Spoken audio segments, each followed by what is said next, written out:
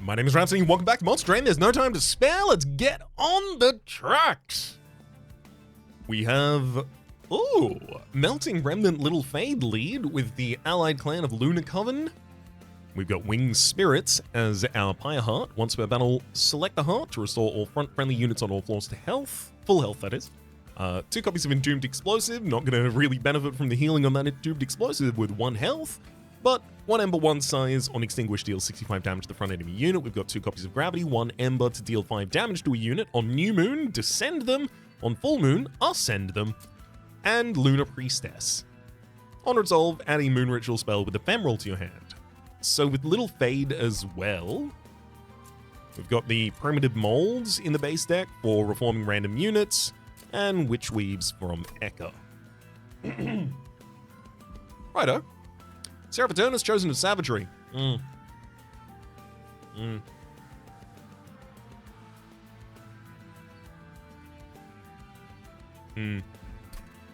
Gotta worry about those Rage Wings again.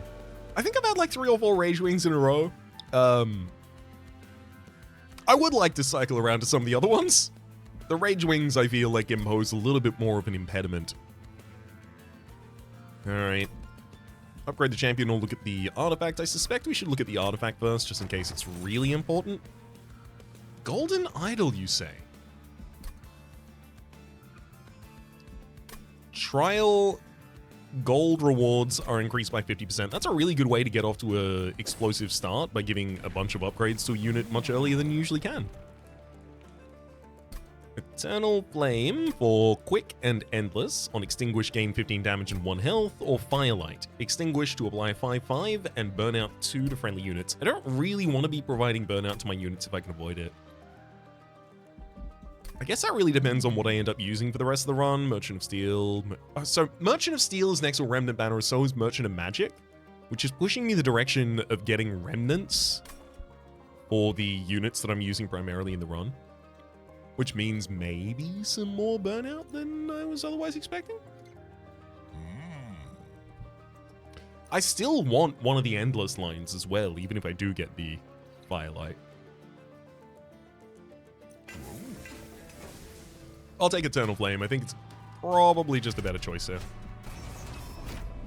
And if I need to, I can multi-class later anyway. Okay. I think Shield Steward with Lunar Priestess behind and Little Fade in front is how our bottom line goes. And then at the very end, when the boss comes in, we put Little Fade in the back line.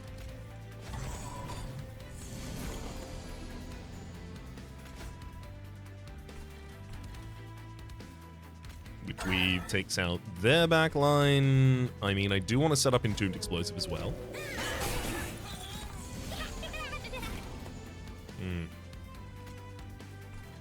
Thankfully, Witch Weave is good against that as well. Got the Ephemeral Moon Ritual. Primitive Mold's not bringing anything back at the moment. That'll have to do.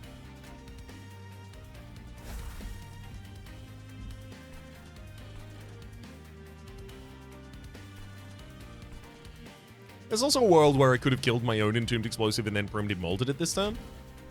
Oh no, wait, I can't kill it with the Witch Weave, because the Witch Weave heals friendly units rather than damaging them. How dare it.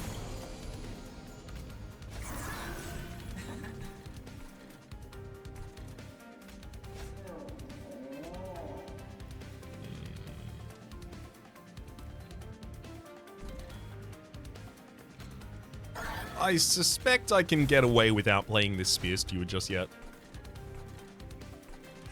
It's not going to change anything about the top line resolutions.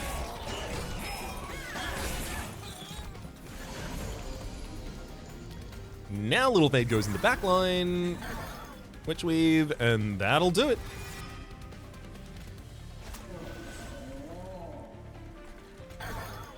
Neat. Good fight. I honestly might find myself giving additional health to Shield Stewards, because Winged Spirit really extends their viability.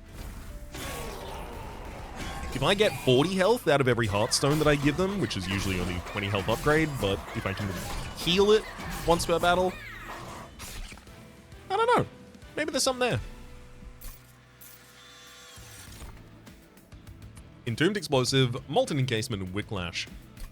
So I really like Molten Encasement because you can get absolutely busted with it, give this dualism, and it suddenly has apply stealth 4 to friendly units.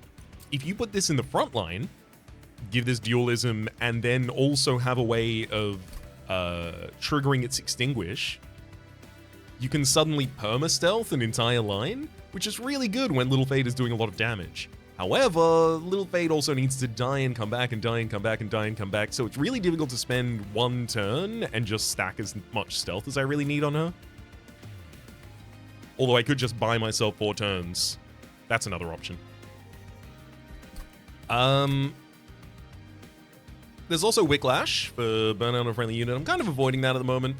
And another Entombed Explosive, which I don't dislike having another Entombed Explosive. But you know what? For variety's sake, I will take the Molten Encasement and see what I can do with that. Starstruck! I think this is Lunar Coven's only access to Dazed? Melting Remnant, of course, has Molten Encasement as well. Deal 5 damage on full moon, apply Daze 1, so I can pretty much guarantee that that'll happen every turn because the Lunar Priestess can give me, like, I either start the turn in full moon or I can turn it into full moon. Don't need another gravity. And Silver Strike. Deal 25 damage to the front enemy unit. On full moon, do it twice. Give me coverage. Give me a little bit of Dazed. Also, it's a little bit more backline removal, which is going to be more important as the run goes on. Especially as we get all the way up until the very end, where we've got the Rage Wings that I'm going to need to kill. God, the Chosen Rage Wing is going to be a nightmare, though. 50 health in the back line. Maybe that's where Daze comes in. We'll see what we do.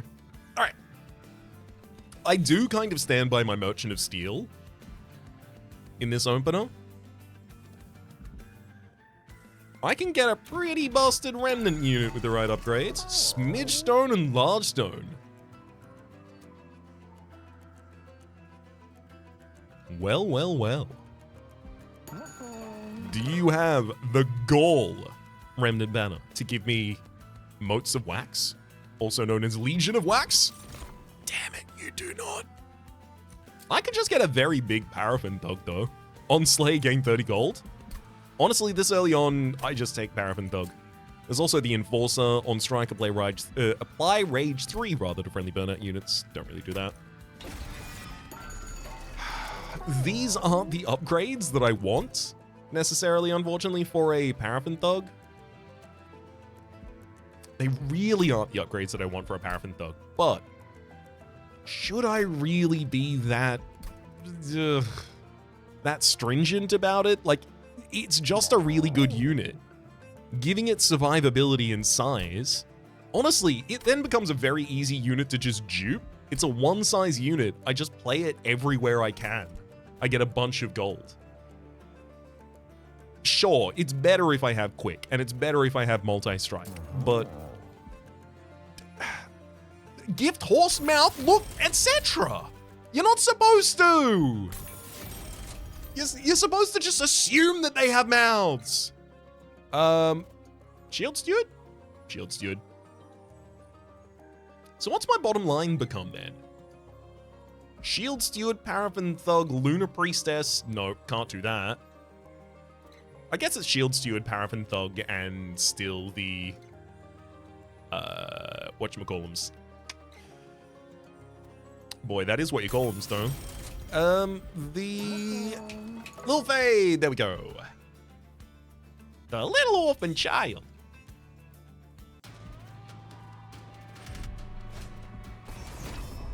Enemies come in with Titan Skin, but they also come in with money. So they may do what they want. RE the Titan Skin.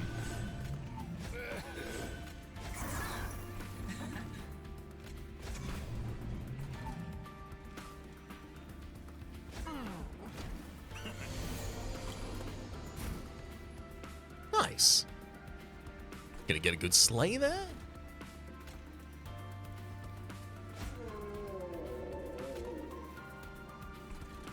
Witchweave's not really gonna do anything. I mean, I could play my Molten Encasement. I suppose I will.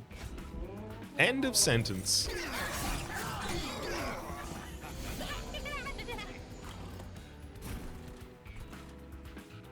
70 health on the Sloven Knight, but you're going to hit a Entombed Explosive as you ascend, so we're fine.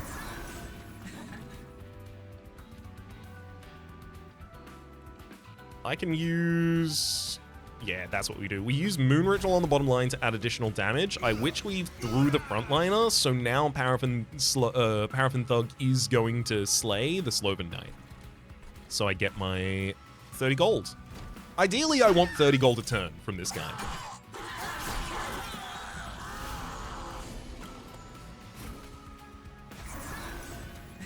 It only seems fair.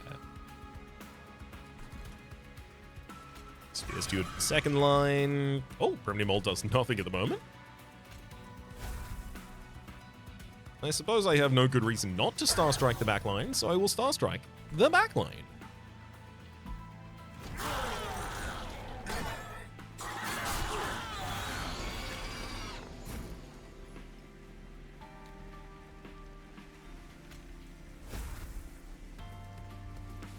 I mean, I can Witch Weave both of the back lines. I'm not going to get both of you, because I just need to guarantee that Paraffin Thug gets this slay, and knowing that Paraffin Thug is the only one that survives, yeah, you get the slay. Go.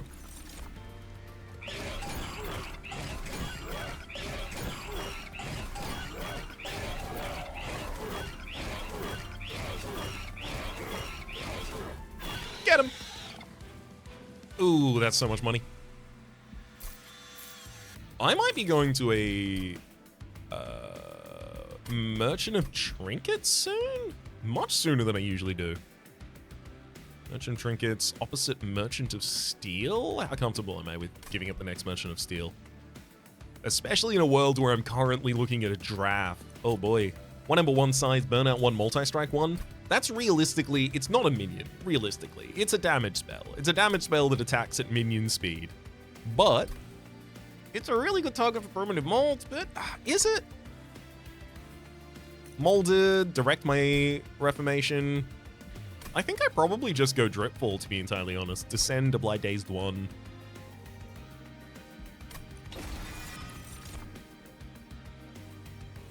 Bloody Moon, Starstruck, and Celestial Storm.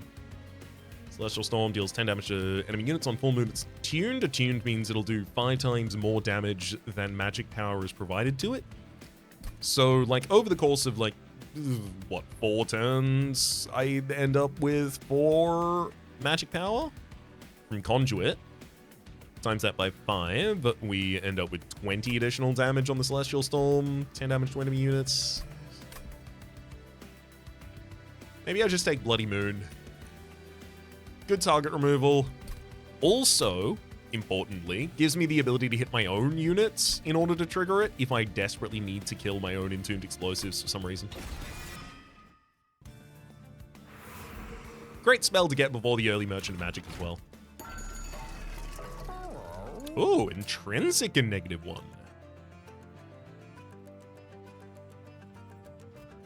I mean, Intrinsic and -1 on Bloody Moon would then set up for making it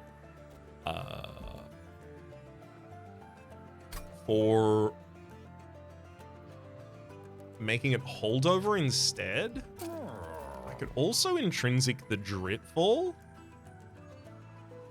so that I can disable an attacker on the very first turn. That's really good against flying bosses.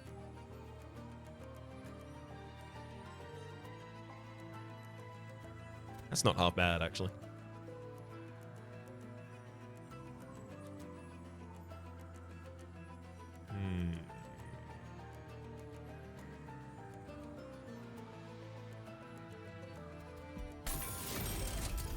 I'm gonna also -1 cost the Bloody Moon before we re-roll. Okay, we have -2 cost and permanently remove Consume, but do I have anything that can benefit from that now? Nope. I just lowered the cost of the Bloody Moon, unfortunately. Consume removal! Can't go on anything at the moment. Double stack! Give you some additional days. This is a really good card. And it even gets added to the opening hand, so it just cycles around the deck as a Descend with days 2. If I'm honest, this is also a really good dupe target for us. Doop, doop, doop, doop, wah. Plus 10 magic power. I could easily see just throwing that on Bloody Moon for a little bit more range. 35? Unfortunately, the real concern in backline that I want it to be prepared for is 50 damage to the Chosen Rage Wing at the very end.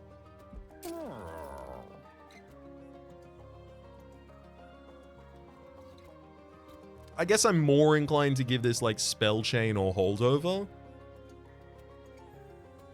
Give 10 more damage to one of these, I suspect. I mean, Witch Weave just takes it comfortably. Nothing wrong with that. Just throw on the Witch Weave, though.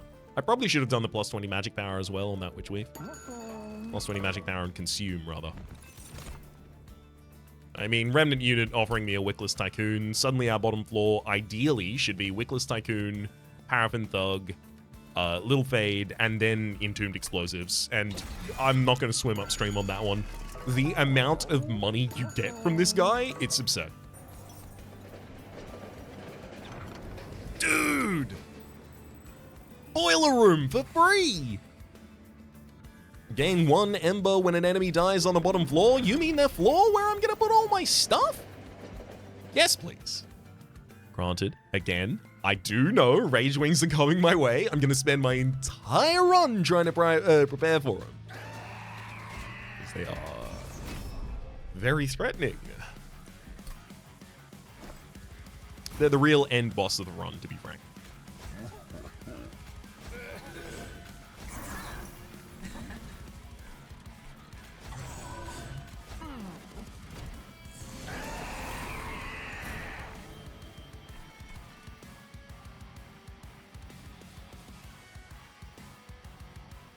Okay. If I put Entombed Explosive on the bottom line, I attack, you attack, you die against it, you attack, you kill, you attack, you kill, you attack, you kill. So I actually clear the entire bottom line.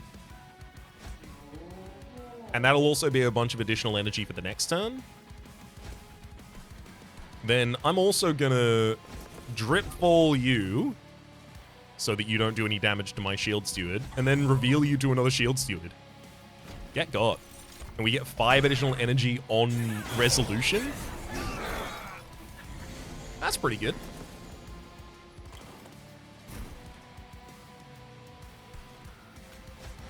From Nimol to bring back the Entombed Explosive, which I can use to jump block still. But do I need to? Hang on. When do I want it to die? Early.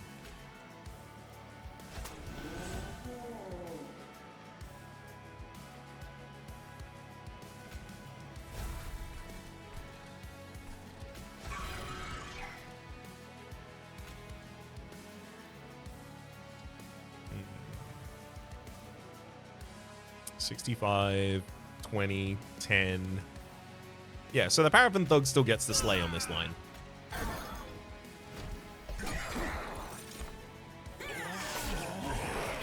No, it doesn't.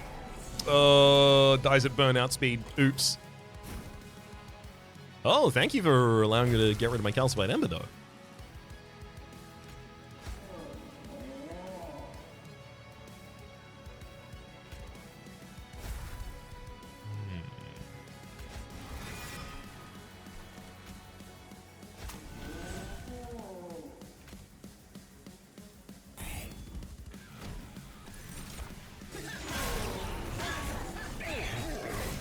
Get him! Send the healer up, that's all you can do! A little fade on the bottom line. Ready to kill!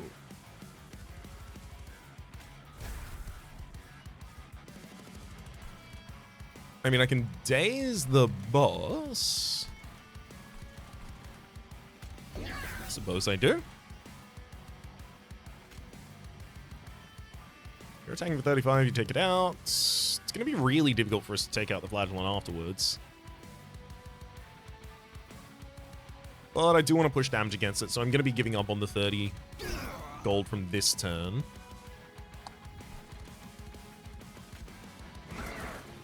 Why don't you go up to the floor where my Entombed Explosive is going to explode, so you take the 65 from it, thank you.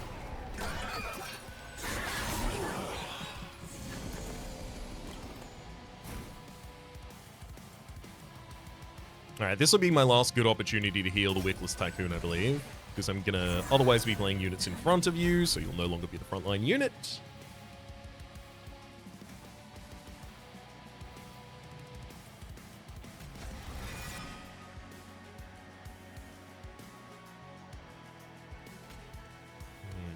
So you'll attack, 15. You'll attack and kill. You'd attack and try and kill. You'd attack and try and kill. The Entombed Explosive, it would kill the Fallen. So if I put you here, it actually keeps Lil Fade alive. No, I want Lil Fade dead.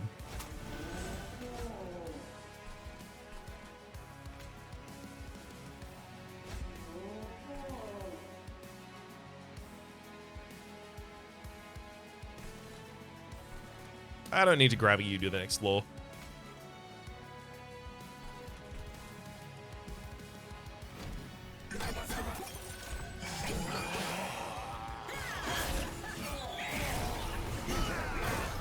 Get him.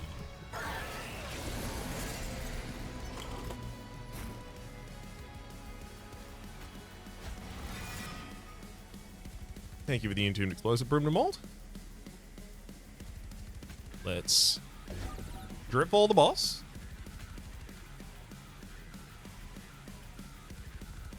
Definitely going to be an Entombed Explosive on this line. I'm also going to be dazing you again. So 3 turns worth of daze.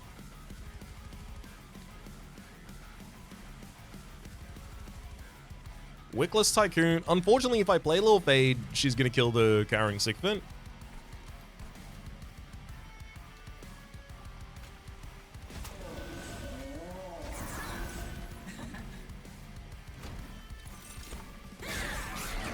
So I'm just better off getting more units dead on the bottom line. On. Oh! It was not the Paraffin's thug who finished it. Oh, hell yes! These are some great selections. So, Intent on Death, consume to trigger a unit's extinguish ability without killing it. So that's just growth for Little Fade, which will be available every single turn. That is obviously damage from Entombed Explosive. It's also stealth from Molten Encasement. Huge. Coven Spike, 3x Conduit, and 2 cost Hallowed Hall. Kill friendly units, reform random units on the floor until it exceeds its capacity. I do like Hallowed Halls, but I'm taking Intent on Death. Really? Another Wickless Tycoon, another Paraffin Thug, and an Astrologer. 1 Ember, 2 Size, on Moon Cycle, gain +5 damage. I guess I just take the Astrologer. There's no great reason not to. I can just replace one of my Spear Stewards with it, and it'll scale its damage. I'm just not very impressed by it at all. Draw versus energy. It's draw.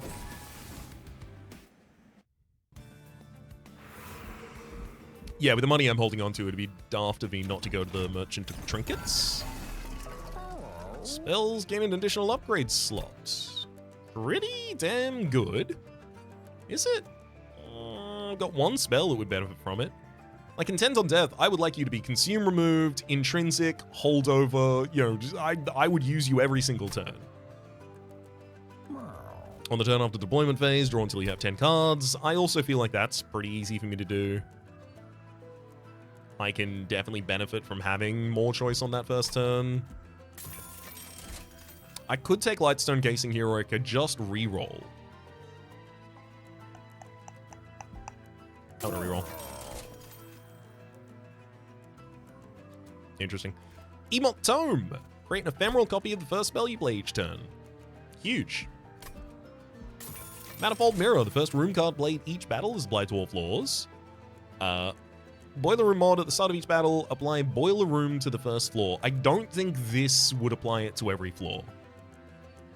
However, gain 5 energy when a tomb unit dies. That's pretty much the same thing, to be honest. That's also just... Oh, here's infinite energy.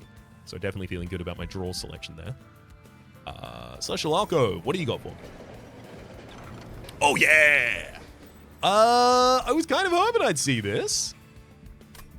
Worthy Sacrifice. Sacrifice the unit in order to gain 3 Ember. There's many lives to give Reanimate to a unit, or Fecundity.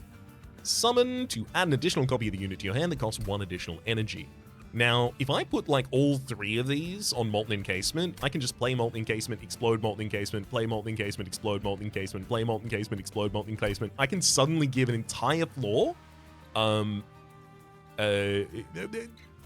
what could basically be considered perma-stealth. Is there someone else who wants to do this instead? I think no. And I think the first thing I'll give to it is Worthy Sacrifice, because I'm not even going to necessarily be able to commit to doing all of them, but Worthy Sacrifice, where I can literally just play you and explode you for the sake of the stealth on that line, that's just great. Total misplay. But you're telling me he's got a 2 now. Where you gotta go? 110, so that's right, left? How do I feel about right, left? Merchant of Trinkets with an Empyrean Well? I actually feel pretty good about that.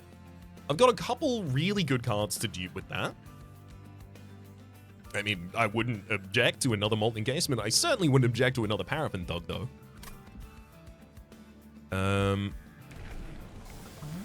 I'm definitely not applying Burnout to friendly units. We're just going down the line of Eternal Flame, and then I'm going to try and find a way to defend it. So if I give Stealth to the line, courtesy of Molten Encasement, that's a way to defend against the Rage Wings, which is nice. But unfortunately, the unit that gets replayed every turn is not really going to be able to defend against it. However, fortunately, you also attack quickly. So you'll do your damage and then die, and then we can deal with the rest of the line. I will need ways to project damage to the enemy backline. That's a problem that we're currently dealing with, because if I run my current floor on the bottom line, I don't project damage to where the Rage Wings are. So it's right into a Merchant of Arms. Admittedly, I would prefer to go to the Merchant Magic here. And then you ask me to go away from a Merchant of Magic for another Merchant of Arms. That's pretty tough. That's pretty tough stuff, especially considering it means that I have to dodge all of the remaining Merchants of Magic. Encased Ember is actually pretty funny, though, here as well. Play the Molten Encasement, explode it, gain 8 Ember.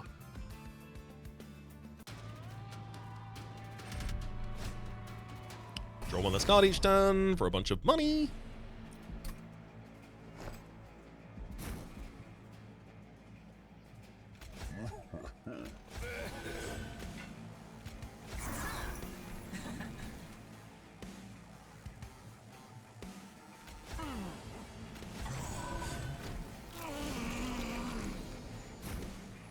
Oh boy. Whole load of cards there. Let's see what we can do about this.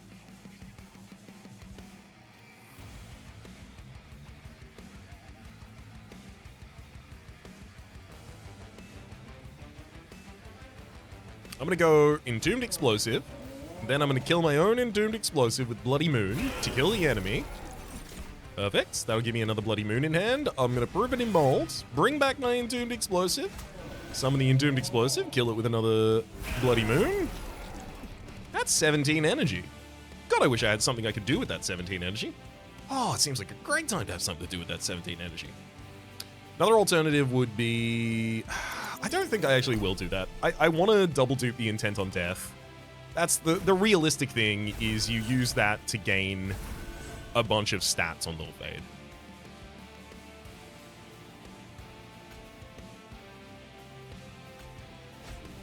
The rest of the turn can go as it went, though.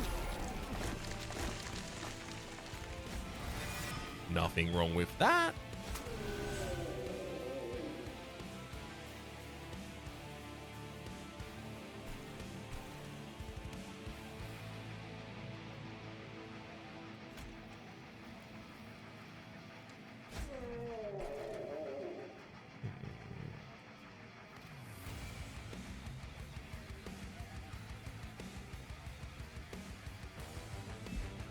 I do want Little Fade to die this turn, so I need to do all of this, but then I also need to put the Molten Encasement behind.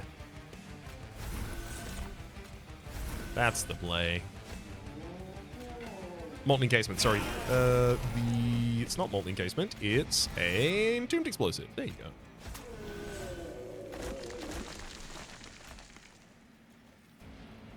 That's just there as a mana pump waiting for later. There we go. That's a good turn.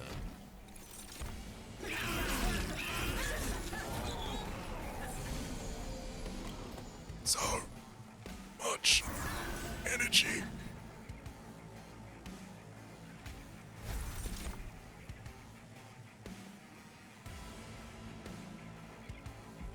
Oh, hang on. Nope, not doing it that way. Oh no, I'm not gonna have enough damage. Permanent Mold is gonna bring back a 11 health unit, so I won't be able to kill it. Damn. So I can summon an Entombed Explosive. I can hit it with Gravity. Setting up the enemy unit.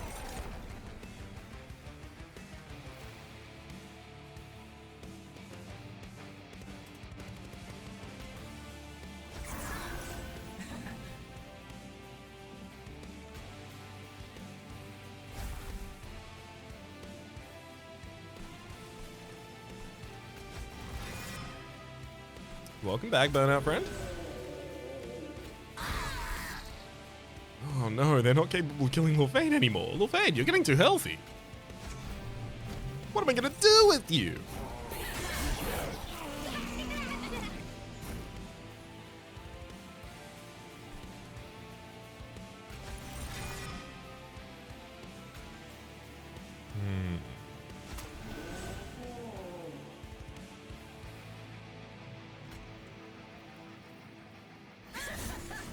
There we go. I'll strike down my own Lil'Fade.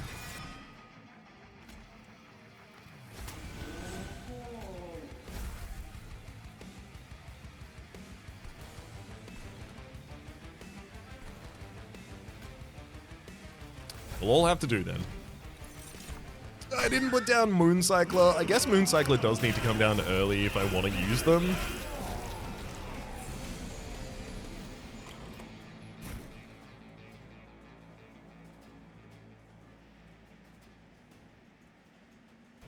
Mooncycler, Astrologer, rather.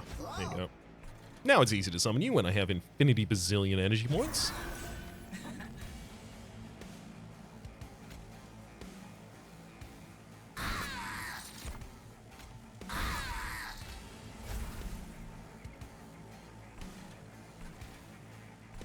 Oh.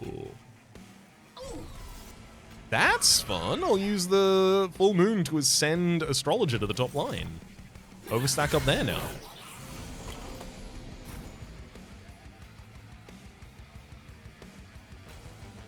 And I can use Emot Tome to dupe the ritual, the moon ritual each turn, giving plus 10 damage to Astrologer each turn instead. It's not bad.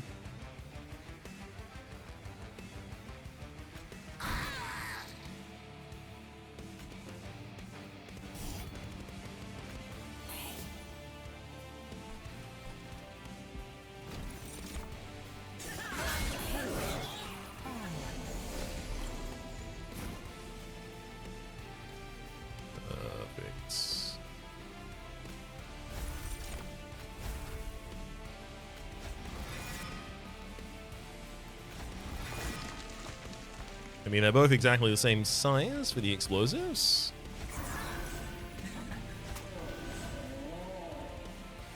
That seems like that's probably a Paraffin Thug getting the sleigh there. Or rather, it might be, and I can't really... I really wish there was a sleigh attribution.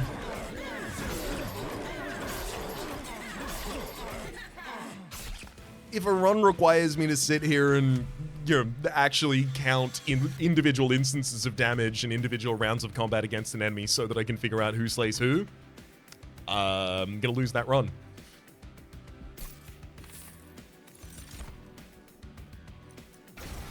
I mean, I just asked for Intent on Death earlier. Why would I turn away now? Aurora Weaver, 1 Ember to Mooncycle, gain 1 Conduit. Conduit doesn't do that much for me.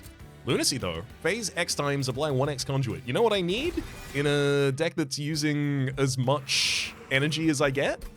The ability to turn that directly into value on the board, because that is 5x damage for the Astrologer as well. I think we're a bit late for the Empyrean Well to be duping Paraffin Thug, which was my original idea.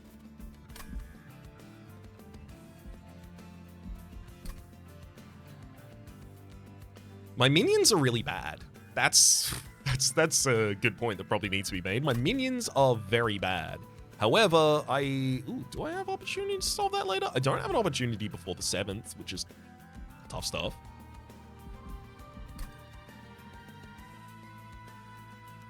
I have a lot of dislocation. That's really useful.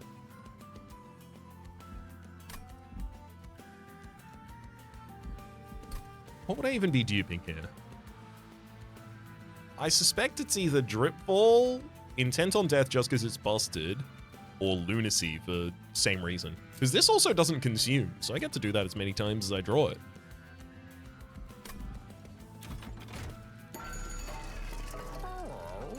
When a friendly unit dies, apply 10 damage to that unit.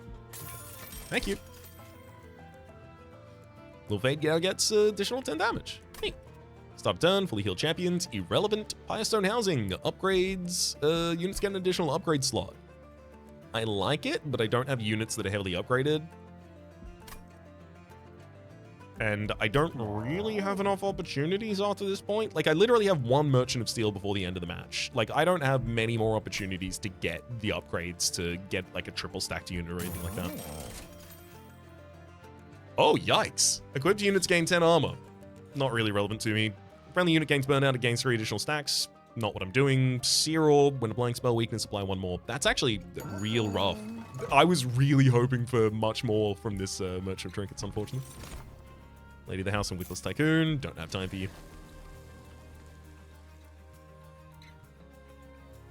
Intent on Death is really important because it's a way to solve one of our biggest problems, which is I need to damage spike Lil Fade as soon as I possibly can. And being able to emote tome 2 Intents on Death, huge. However, there is also a Merchant of Magic in the next area, so I might even be able to consume remove or holdover, consume remove holdover rather. Or spell chain, or there's a bunch of stuff I could do to it.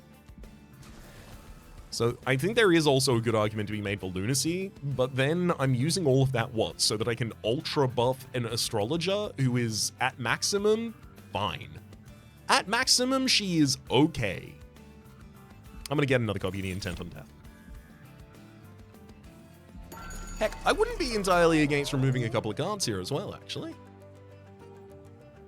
The Spear Stewards and Shield Stewards kind of come to mind. Who's a front line for a second line for us? Because Astrologer's not it. Oh, there isn't a front line for a second line. So the 2 Spear Stewards are easy removals. Those are long past outdated.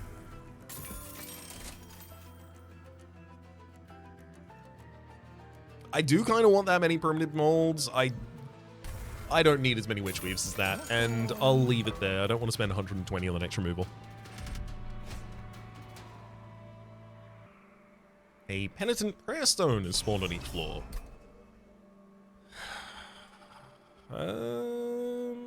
Nope, completely fine for all my units. If someone needs it, I can reform them.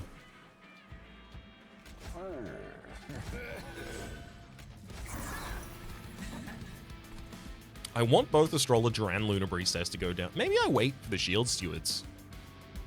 Maybe that's it.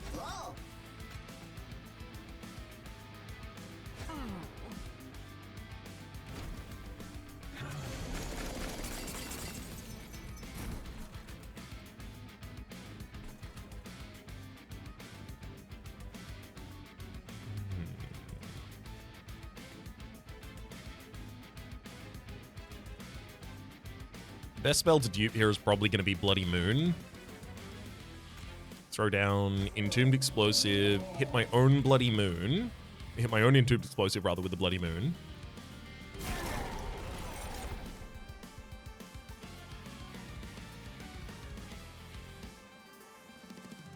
Do the exact same thing again.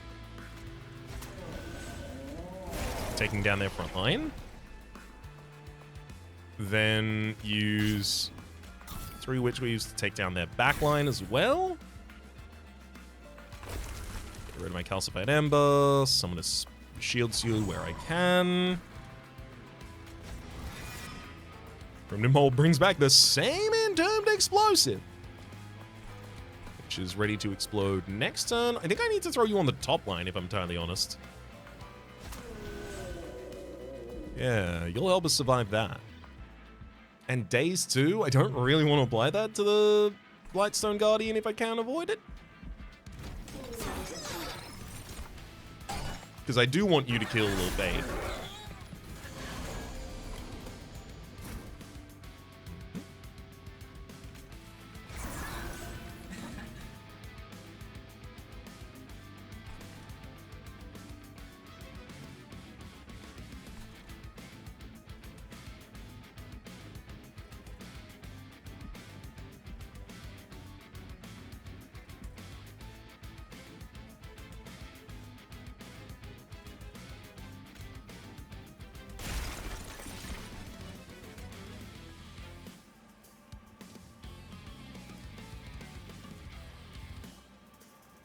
Yeah, you can sap my units if I get Lil Vay that powerful.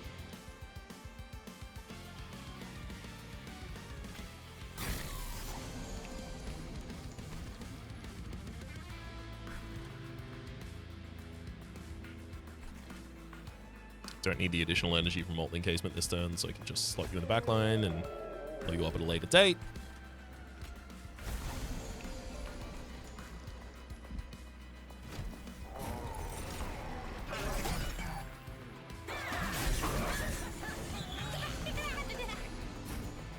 Okay, now I want to get as much energy as I can.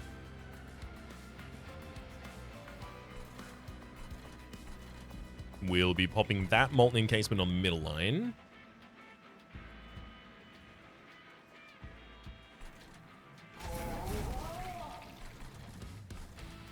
Perfect.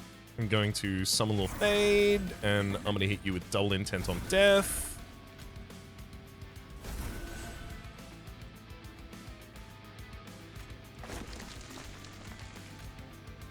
Some Ephemeral Lunacy for that line as well. Ooh. Which Weave is even enough damage for the back line. Nice. Let's also take the opportunity to defend our top line. And then finally, Lunacy. Now I can apply 17 Conduit to unit and also phase the moon 17 times, which is going to be 17 by 5 additional damage for Astrologer. It's 185.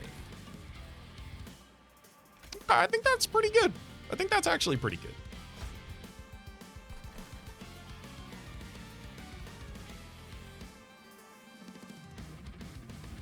Wait. 17 by 5. Oh, it's 85, not 185. Oops. Miscalc.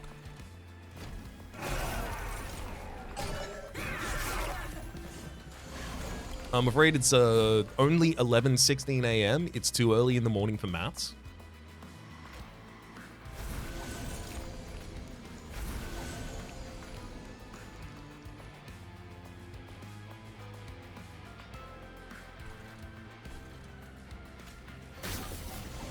Perfect.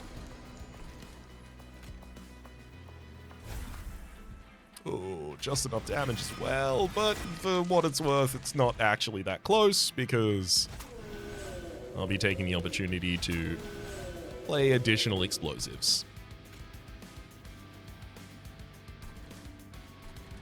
Why don't you come back to this floor, buddy? You ever think about that?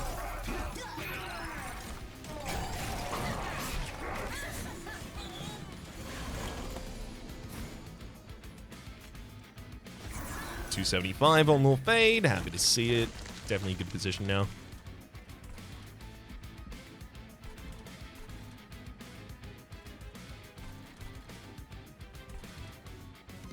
I could give 4 days to Astrologer, but I could put you in the back line on the bottom if I really wanted to.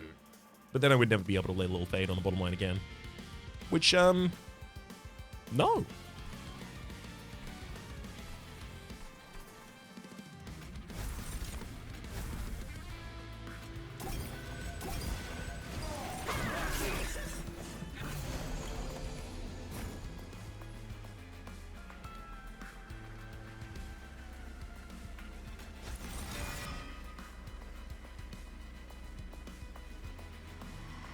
Hang on, I don't need to dupe the Pronin mod there. I do need to do something though. Causes Titan skin. That's what's going on. Yeah, you're not taking much damage from any of my units because they're a little faded thing. Got it. I actually hang on. Oof. I actually do need to dupe the primitive mold. I need to guarantee that I'm getting back. Boom, that's one. The molten encasement.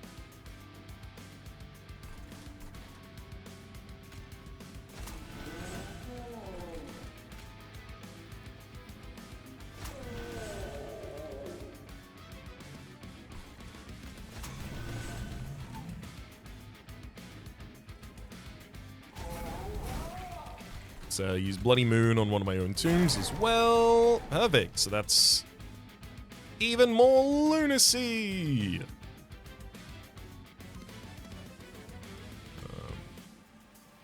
17. No, you still died at the first hit.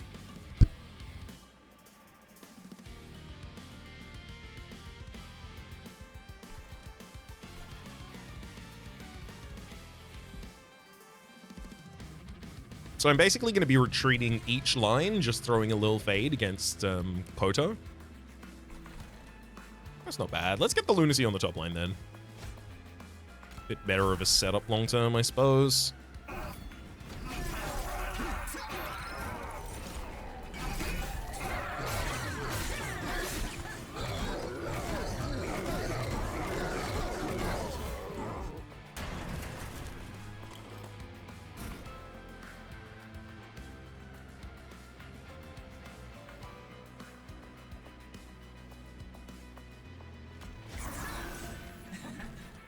They'll fade. I can phase the moon once, and then I could daze the boss, which is nice, but realistically, I probably just want to get as big a chump block as I possibly can.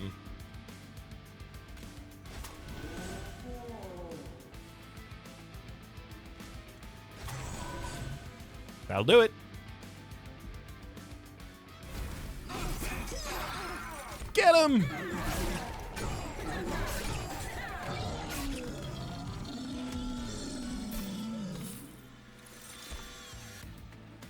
Oh boy, Subsuming Blade, bit too late for you, unfortunately. Fatal Melting, deal damage to enemy units equal to 3 times the number of friendly unit deaths this battle. That's a good way to project damage across the entire enemy line. The only thing is, what, it's 3 times? So I have to have had 17 units die before I can actually suggest that it does good damage for the Chosen Rage Wing. That said, I only need 2 enemies to die before it does enough damage for the Rage Wing.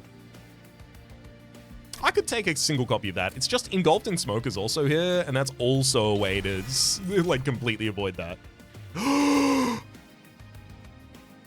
Moon Caller. Moon Cycle triggers an additional time. What if I just had a Moon Cycle top line? I could totally do that. Who defends that top line? That's the real question. I'll figure it out. So now's the real question. Am I going to go right and then left? Am I going to... Unfortunately, it'd also only be after this, the fight after that, when I get the additional upgrades. Fecundity, having another copy of Molten Encasement constantly is really good. I could play you all the way up until cost 8, and it would be free. That's how absurd you are. And it's adding a copy to hand as well, so I have so many of you. God, it seems busted. It seems like I would be able to just perma-stealth a floor. And then Lil Fade would just do all of the damage.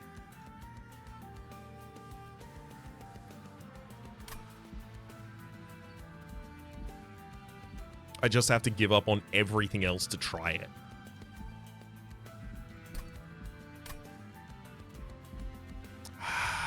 Forgive me if this doesn't work. It seems like it's going to be cool as hell, though. Merchant of Arms. Void Armament. Give multi-strike to a unit. On Extinguish, purge this card from your deck. Realistically, I would use that to remove cards from my deck at this point. I would play that on a Shield Steward. I will eventually probably play that on a Wickless Tycoon. I don't want to, though. Enchanted Chamber and Swift Steel Dagger. Swift Steel Dagger to quick to a unit. It's pretty good for giving the Astrologer the ability to kill on the top line before the enemies actually attack. Let's reroll. Grant silence to non-boss enemy units. Yeah. Dropping that on the bottom floor helps us avoid so much pain.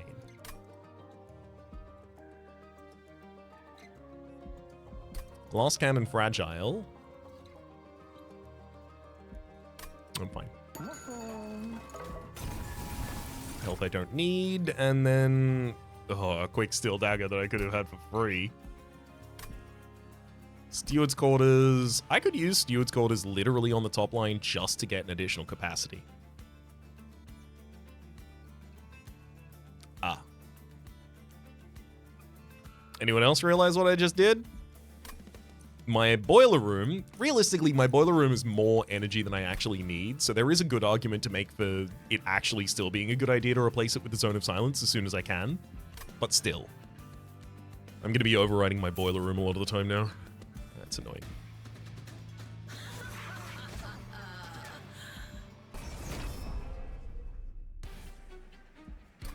Vampiric Feed.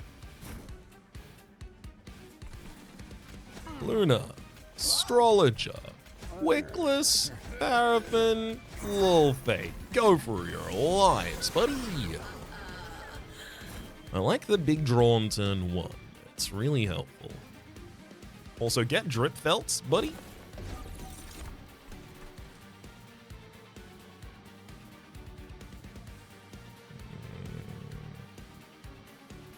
Actually, no, I'm definitely going to double the intent on death.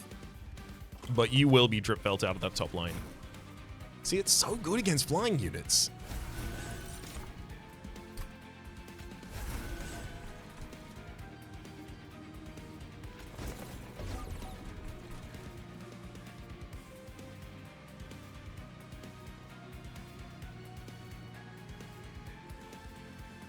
Let's send you out of there so I don't have to deal with you buffing a unit. Oh god, no. Oh, that was a big mistake. I don't want you to buff Kale.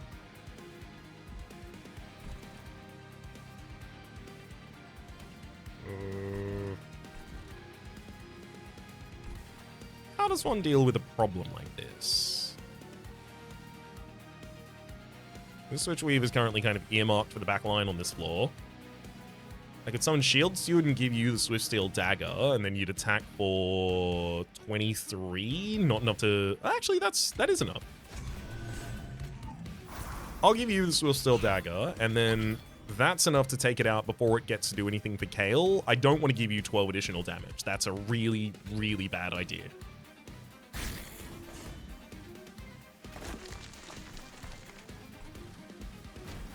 I still get my removal on bottom line.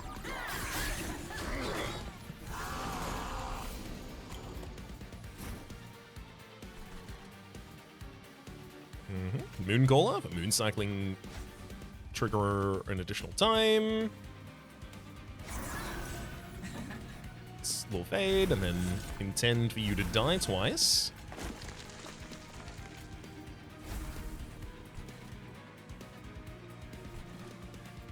I still haven't drawn a single one of my tombs. That's a real problem for us.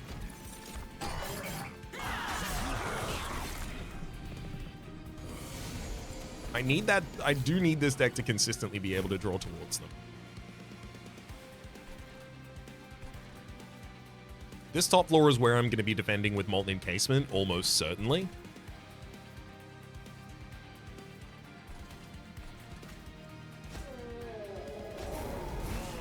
I say almost certainly. I am actually already certain about it.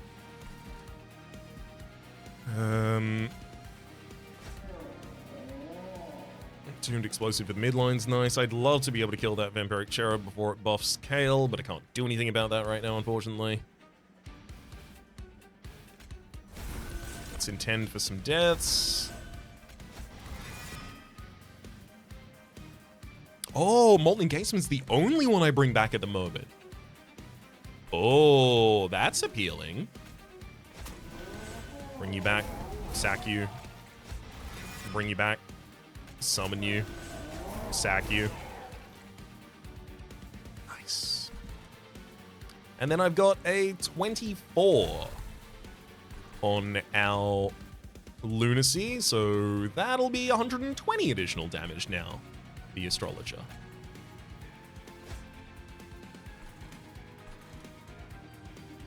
Hooray! Hip hip hurrah, good to see it. Now, if only I had a quick steel dagger for you right now, rather than having to play it responsibly earlier. Alas. Oh, the worst thing about this is this vampiric cherub. Wait. Grant 12 additional damage and lifesteal 1 to the front non-boss enemy unit. You can't buff their damage? Oh, sorry, no. Kale, Lord of Cherub, does that to the front non-boss enemy unit. And the Cherub is giving it to the Chosen Bastion. Yeah, no, so it would have done that on the empty line. Yes, okay, that was correct. Although it also means it's trying to do it this turn. Maybe I should have gotten some Conjured on the top line. That would have been really helpful here.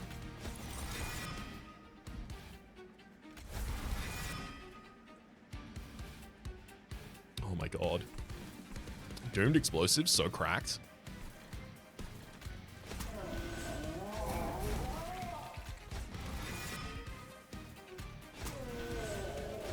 Nine turns of stealth on the top line. That's before I even get dualism, which I'm not going to, but I wish I had.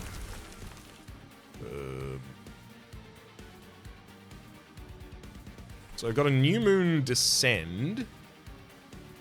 Able to throw you down, or I could throw. Actually, that's much better. Yeah, throw Kale, Lord of Cherubs down. That'll clear shields to it. I'm fine with that. And then the Vampiric Cherub just goes to the top line and dies.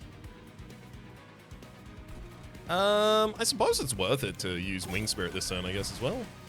And then I'll even have the Entombed Explosive deal direct damage to Kale. Witchweave is doing 38 damage. It's not enough to take down the Vampiric Cherub, but it is enough to get it quite close. Making it much easier to just nuke with a single Witchweave next turn. This is doing a lot better than I thought it would, to be frank.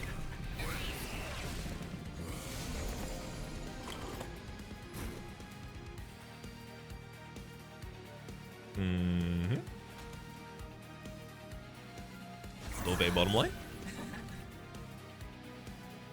I don't need all of the energy I'm capable of generating right now.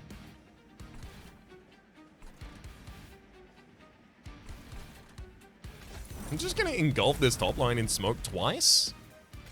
Because I can. For no other reason than just because I actually... I can do that, so I will.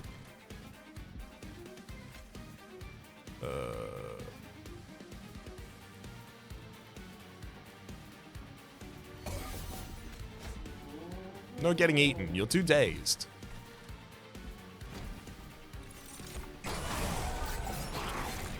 Oh, damn. You still get eaten.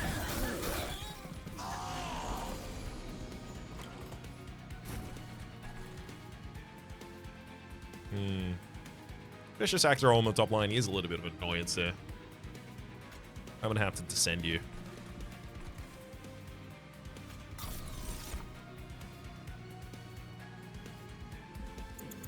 Actually, hang on. Right before I do that, I want to see. So, Moon Cycle triggers an additional time. I believe... Yeah, Moon Cycle is the moon cycling happening at the start of the turn. It's not going to dupe the effects from this. Never mind, it totally is. The hell? Moon Cycle triggers. Oh, right. The Moon Cycle keyword on other units triggers an additional time. That's what it is. It's not when you cycle the moon will cycle again. It's anything that triggers off of the moon cycling will trigger a second time. Got it. Now I fully understand. But yeah, I'm going to be double casting Moon Ritual on the top line. Because it gets us back into the right mode. Still And heck, it even gives us the ability to remove you if we really want to. Don't.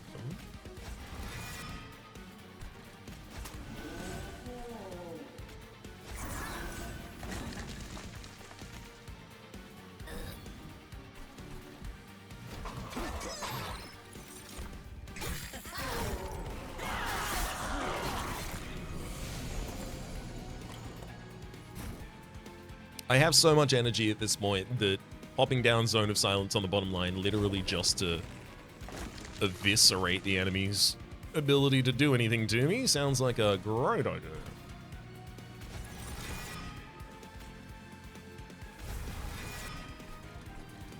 Yeah, let's Molten Encasement this top line. Yeah, seems like y'all don't have enough stealth. It's my big takeaway from there.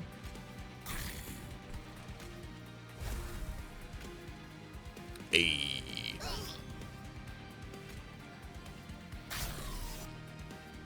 Oh my god, you're not even killing Lil Fade. It's fine, Lil Fade can ascend through lines later.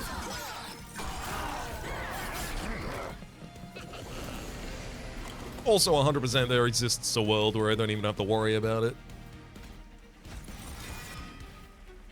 Let's see, do I live in that world? Actually, yeah, I do. I absolutely have to. There's literally no way not to. Molten Encasement, bottom line. Kill him. Bring it back. Molten Encasement. Bottom line. Kill him. Fascinating. I sworn you would have died by now.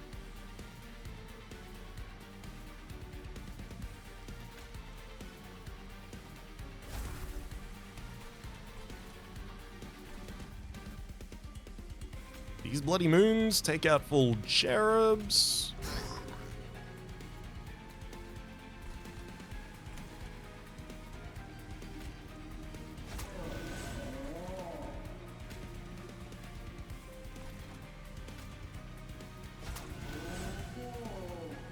I can Lunacy for 21. Alright, we're getting pretty close to Kale being dead, but I definitely don't need to complete that task now. I can just moon cycle for another 400 damage on the top line.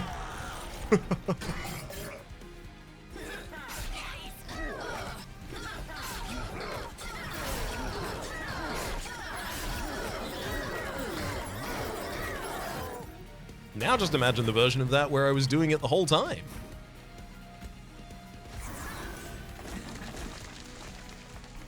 Get him! That's so much money.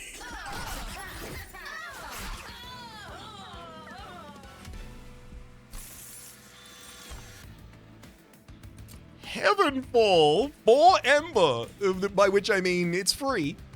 Deal 80 damage to enemy units. Full Moon, deal damage to all floors instead. Wow. Huge. However, there's also Tidal Turning. 3 Ember consume, deal 10 damage. Sorry, deal. Restore 10 health to friendly units. Healing over max health applies armor instead.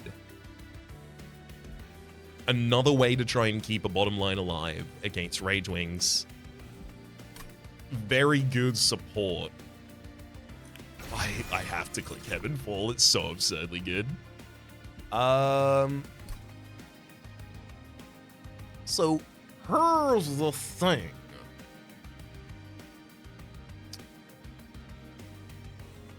Not having to split our floors would be a lot better. Because then I just engulf in smoke, explode, engulf in smoke, explode. The Molten Encasement, just keep doing that. Apply an entire floor with a ridiculous amount of stealth and just rally over the enemies. But I'd have to make space for 4 additional units on the bottom. No, I can't do that. Drop.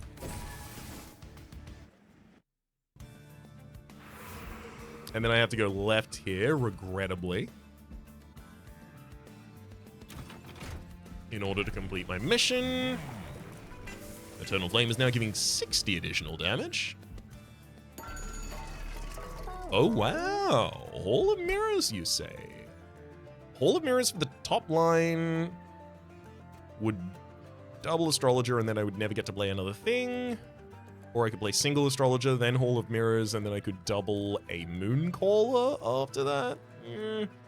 I need to be able to nullify space requirements on that top floor to really be able to benefit from that. However, I will note Hall of Mirrors where Lil Fade is just doubling consistently, absurd. A Hall of Mirrors on a floor where I'm just playing units like Molten Encasement and exploding them. You know how much energy that will give me every turn? God, the midline could literally just be... At least for the bosses, the midline can just be Molten Encasements and Hall of Mirrors.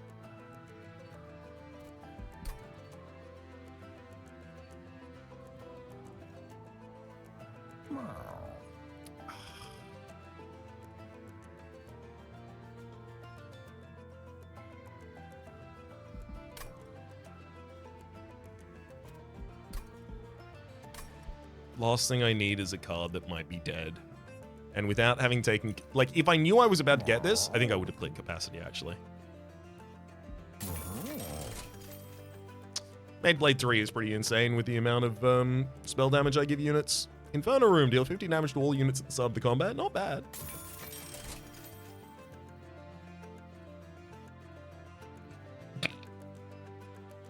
Okay. There is an argument to be made for getting Inferno Room and making it deployable so that in the very final fight, I can put the bottom room, Inferno Room deployable, and then just let it destroy all of the Rage Wings for us.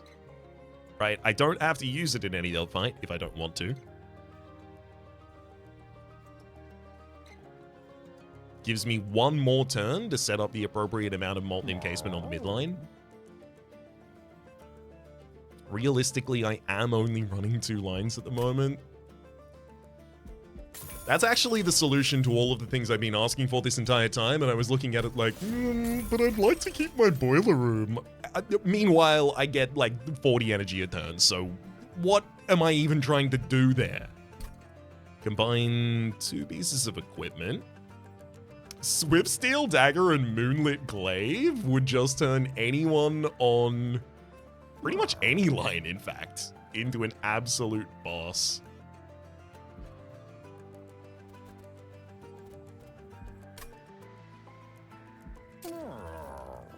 I think it's actually a really good idea, yeah.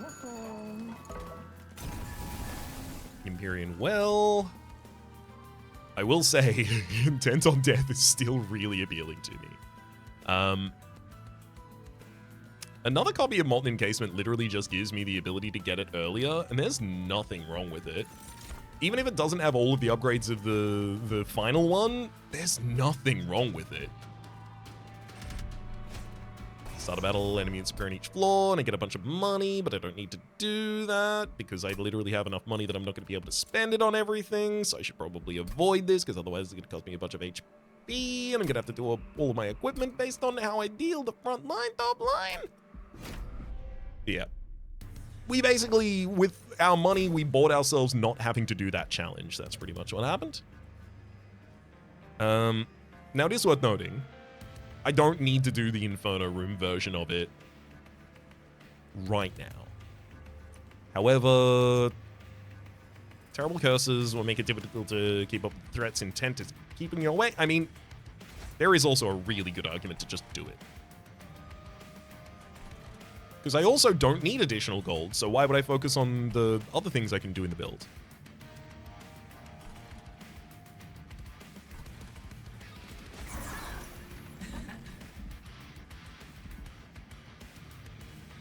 Actually, I can also play Lil Fade on that line. What's she gonna do? Die? I'll kill her myself.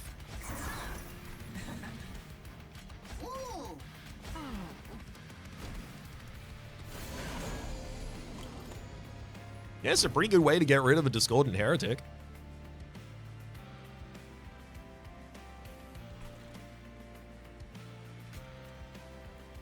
Pop a Wickless on the next floor. We've got Molten Encasement with Worthy Sacrifice. I'll play you on the top line. I will Worthy Sack you. I now have enough energy to do everything I need, so I don't need to make the rest of this into turns for just that. But it's also probably the spell that's best duped here, so I may as well. Encasement, blow you up, bring you back. Molten encasement, blow you up, bring you back. This would be 10 gold every time if I was doing it on the wickless floor. Still not going to. This top floor is our most promising one. Quick and Maidblade 3.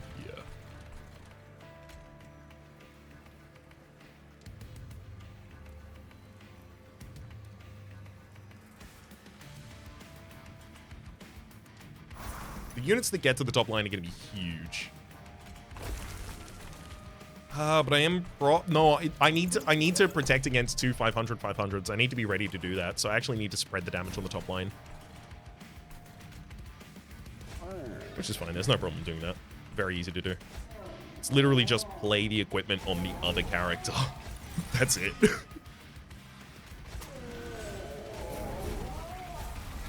Give me energy.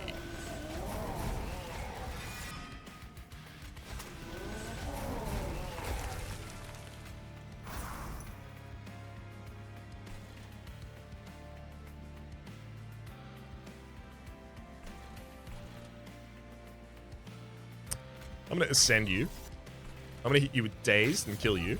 And then I'm going to Witch Weave you and kill you. And then I'm going to have the Wickless Tycoon kill you.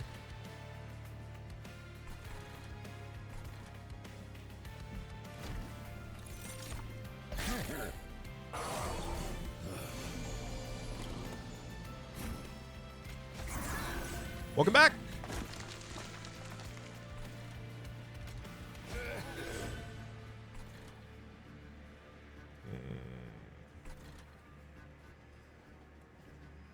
Yeah, I guess the better dupe is, it's just moon cycling on the top line.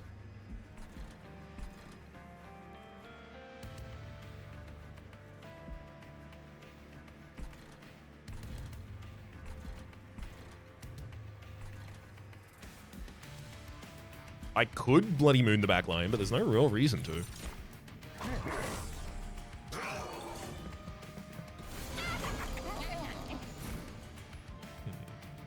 I mean, Zone of Silence would also be good for the bottom line, but obviously not right now. We'll Primitive Mold back the Molten Encasement so that it can get a bunch of energy for this turn for the Lunacy we're going to be doing.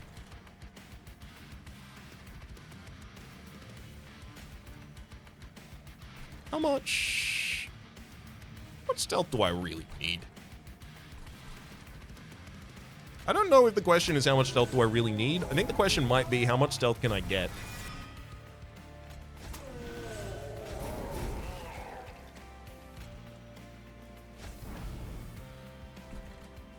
So Heavenfall is now ready to do 82 damage to all enemy units on all floors. That's pretty good.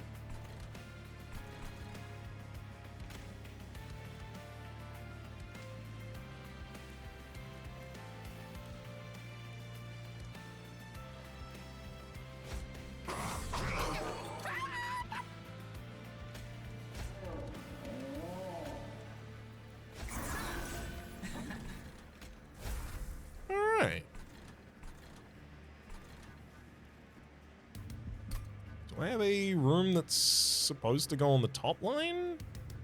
No, you know what? I'll get Zone of Silence up there just so that enemies can't do anything unexpected to me.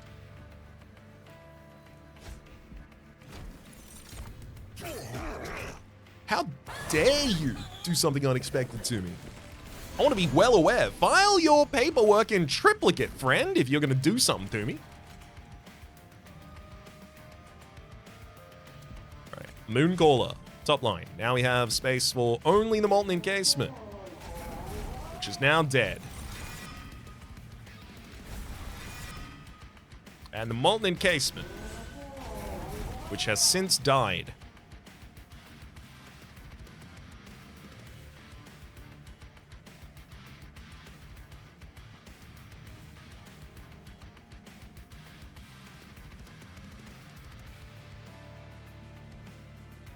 Well, Fate's not going to die on that top line. That's a problem.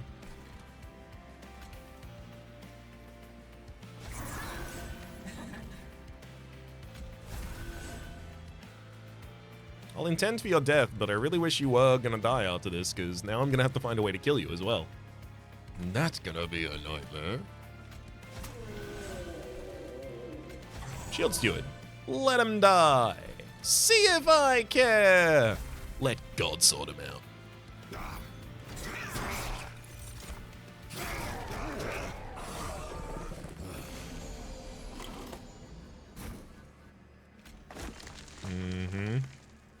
Remnant Mold, Intent on Death. Happy to see those.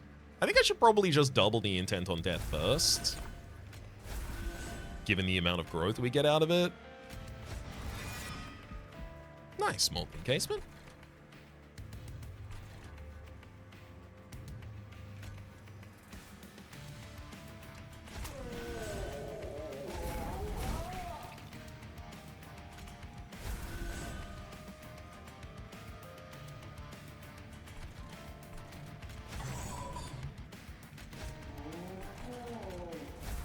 Do I start throwing additional stealth on the top line now? Just accept that Little Fade's not going to die anymore.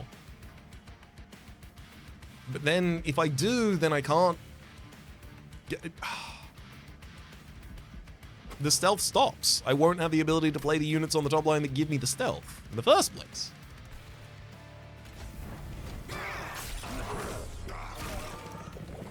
I guess I'm still able to use a couple of my own spells to kill Wickless. Yeah, like Starstruck will not do it. But that's fine, because none of these will.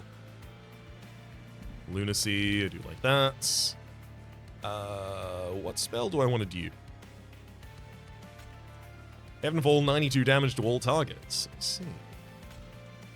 Probably gonna go with the Primitive Mold. I do need to get rid of the shield suits and stuff like that so that they're not cycling through the deck. They're just out there causing problems for us. I'm gonna throw one Ephemeral on this line and then a Starstruck to explode that unit to give me a bunch of additional energy. Lunacy will pump the damage of this line a lot, which is really nice.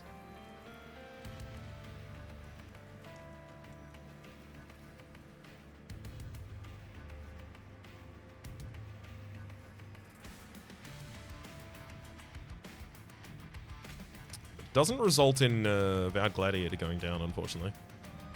I think I might have to go with Heavenfall first.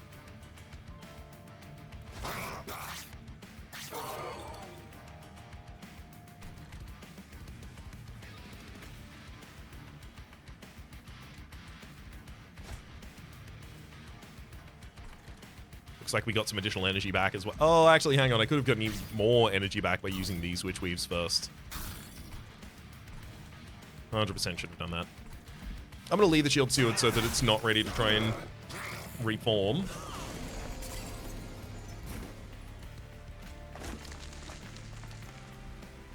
Both Discordant Heretics dying on the bottom line. Pretty nice. Can't really incant on that bottom line.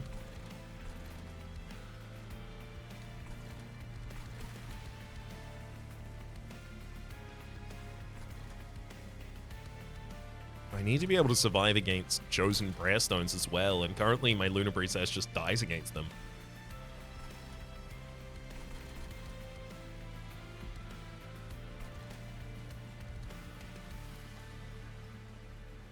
You spawn a Chosen Prayer Stone whenever you move up a floor. Pretty annoying.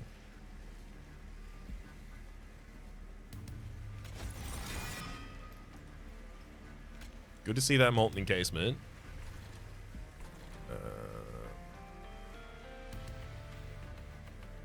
I'm going to get rid of Moon Cycle triggers an additional time. I'm going to get my Molten Encasement on the top line.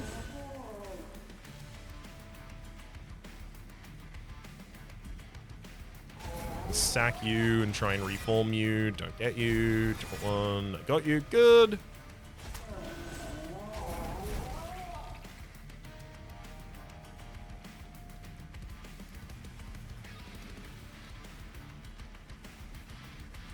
If I'm not... Okay, I can jump with Mooncaller on the top line, allowing me to Moon Cycle twice.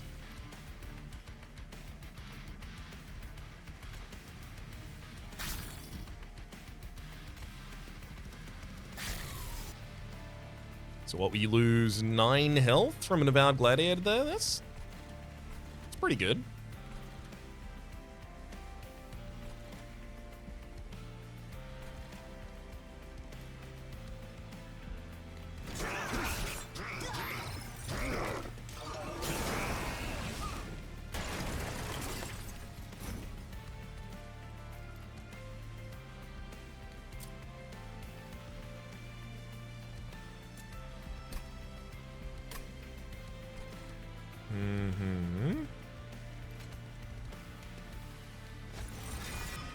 Oh my god, I can't believe we got the Molten Encasement out of the 7 units we could have gotten there.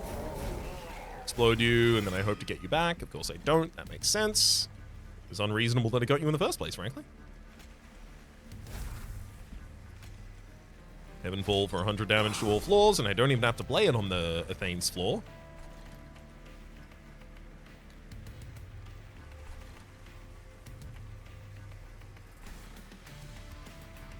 You've only got 5 turns of stealth.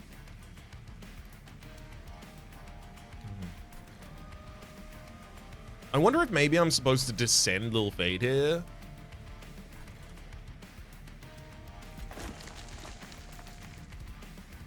I'm not going to.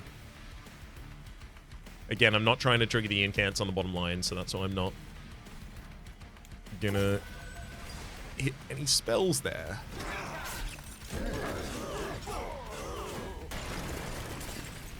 Yeah, just having Lil Fade healthy enough to immediately kill the Chosen Prayer Stone is just huge for us.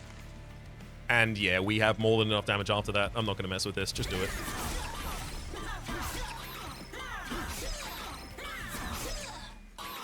Nice.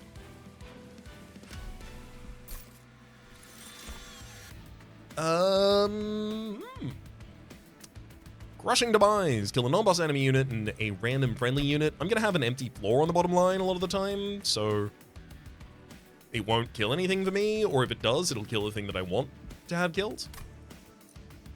Remnant Host, summons drafts. Not really what we do. And Fatal Melting. Deals damage equal to 3 times the number of friendly unit deaths this battle. I don't think I need more damage reach. I'm going to take a Crushing Demise just for a removal. And Lunacy, another copy of X cost. For the scaling of the top floor, I think the copy... Oh... Moonbeam? How high does your damage end up getting?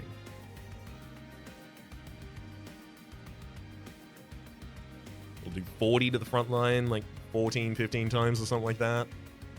It's a lot of damage. It's just this is a huge scaling pump for us. So many lives is reanimate.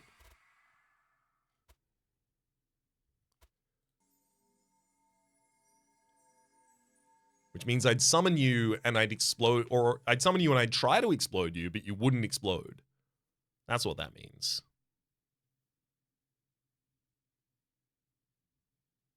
No, I need them to die. I'm going to give the reanimate to an entombed explosive. And then the fecundity does go for Molten Encasement, though.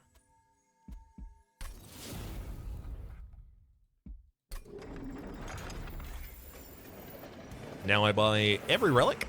Obviously not going to the Merchant of Arms, despite the fact that duping things is certainly nice.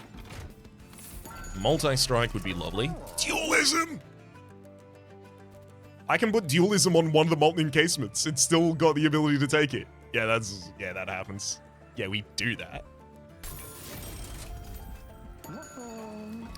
Merchant of Trinkets.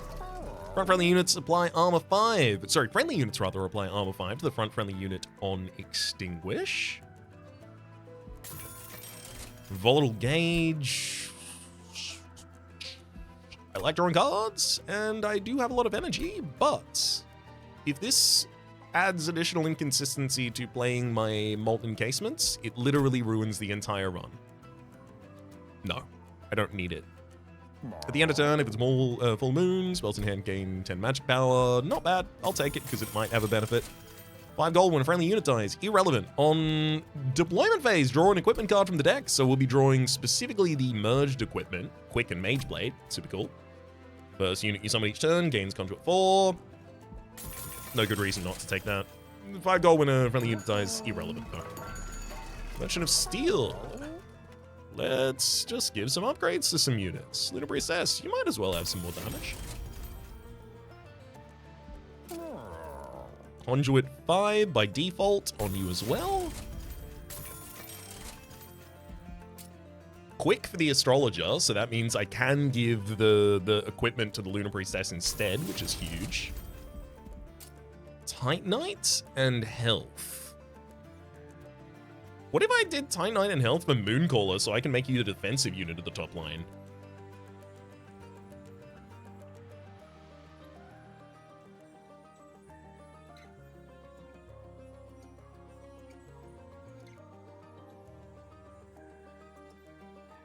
That seems bad.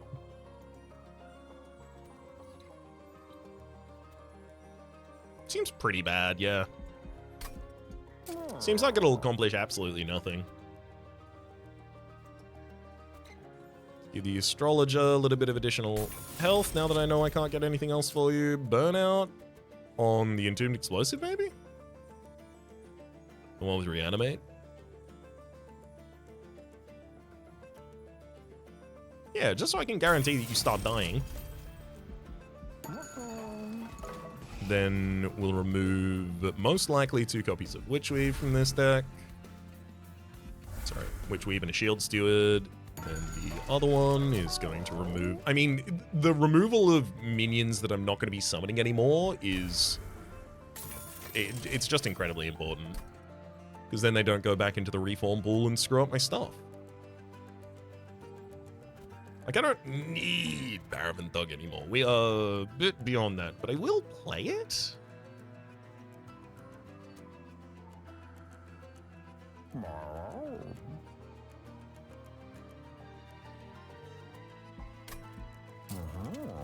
Yeah, one more Witchweave, please.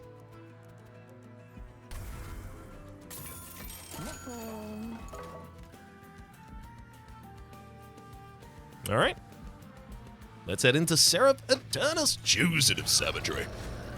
Seraph enchants our units with melee weakness 2 as they enter the map.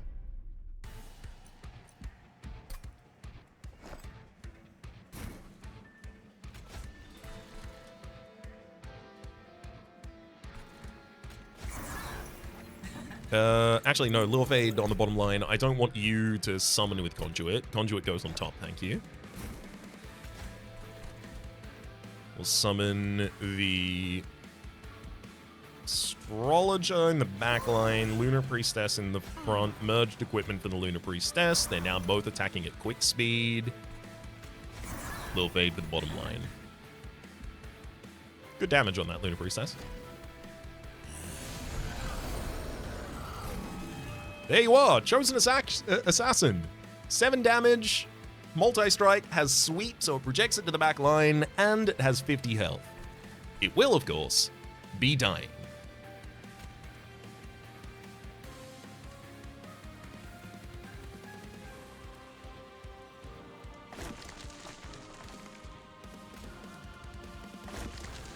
First off,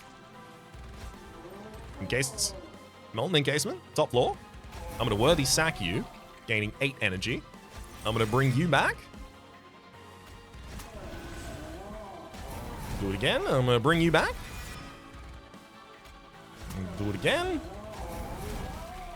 That's 12 stealth on that top line. No one can attack there.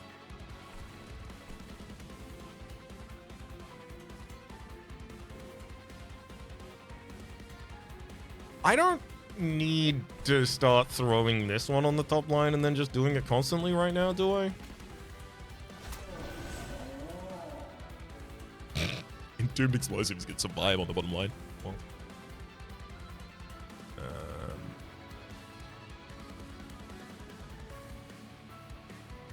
I'm going to Drip Ball you so you're dazed, and then I'm going to send you so that you still take the damage. Get Witch Weft. Like, am I supposed to just stack top floor with the Molten Encasements right now?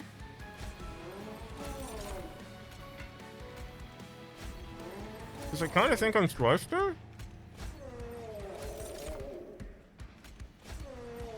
And maybe even the midline as well?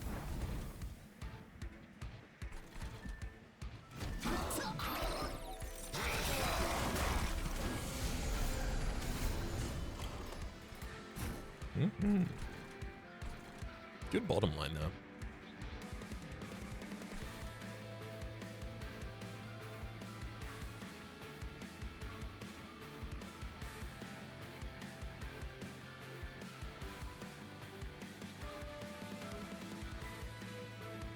I need to scale Lil Fade before I throw him up on the top line.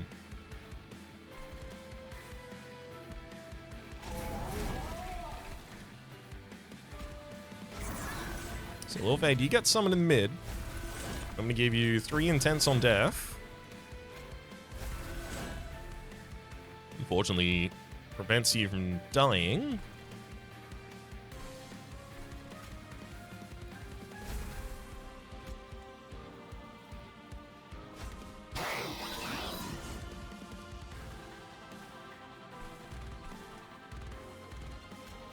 Remnant Mold now brings back a zero-costed dualism burnout encasement. Good lord.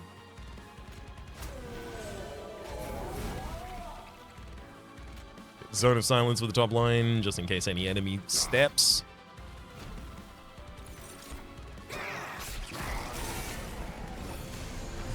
Yes, I will be taking 5 damage from the Terrifying Amalgams as they pass me. Yes, that was always going to be the case. Completely fine with it, though. Oh, I have so much energy from these encasements.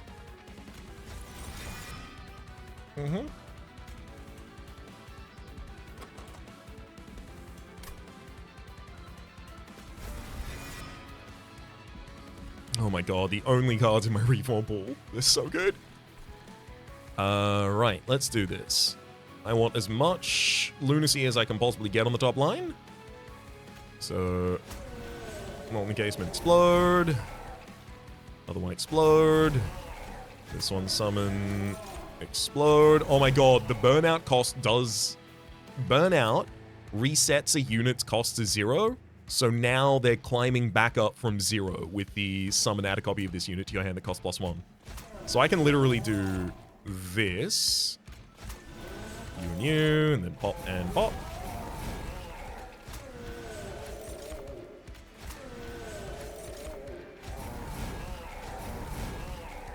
It's starting to get pretty expensive to do this. As soon as they cost 8, they're too expensive.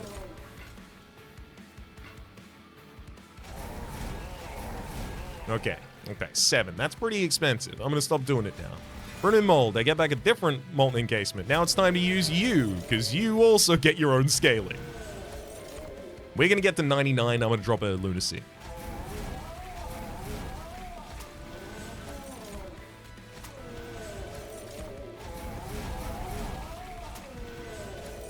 No one ever said I had to play fair.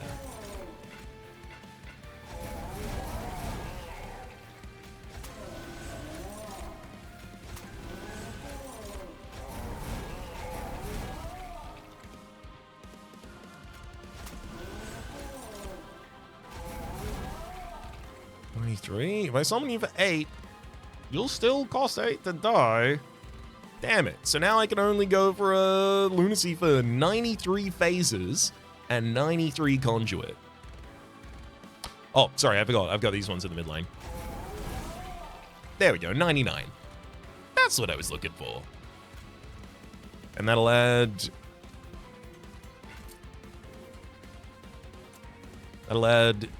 what? 99 by 3 from the Mage Blade, so 297 damage to the front line, and it will Moon Cycle, for the sake of the Astrologer, 99 times, giving you just 495 damage. Nice! I think that went pretty well.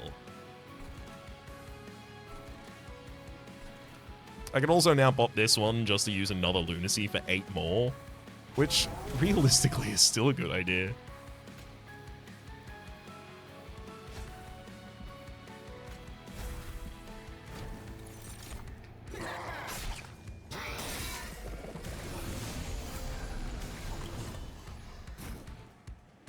Welcome to the top line. Oh my god, primitive molds are of course insane right now. But I don't need the energy this turn, so I'm just getting a bunch of stealth. Like, do I need more than 55 stealth for the top line? I suspect the answer is gonna be no. I can use Crushing Demise to try and kill the Terrifying Amalgam on this lore. Unfortunately, I could also miss. I'm not letting the Ragewing survive. I'll be killing it manually, thank you.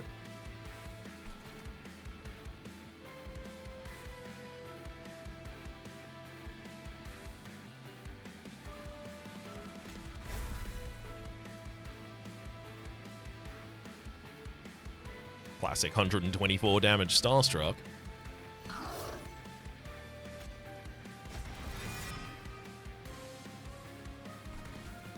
I think what I'm supposed to do with the new additional mold encasements here is just generate a whole floor of them.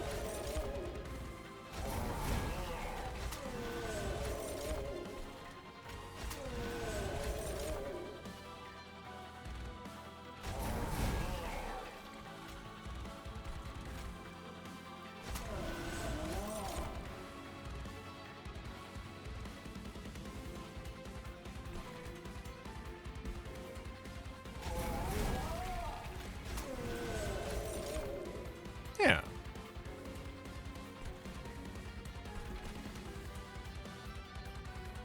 And then I can just crushing demise the bottom line, straight up kill one of the 500 healths, just off the bat.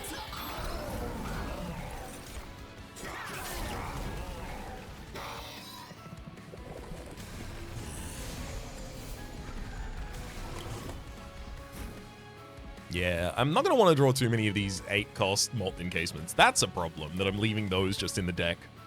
These bricks that I have to draw through.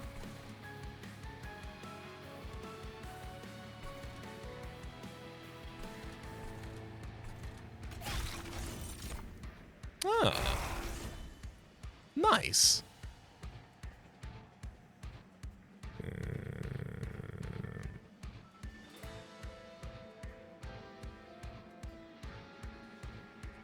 I'll save myself 5 damage on the bottom line by summoning a Paraffin Thug and a Molten Encasement and then exploding that Molten Encasement. Just giving stealth to the Paraffin Thug. Now they're not alone on the bottom line, so the Terrifying Amalgam is not going to do anything of consequence.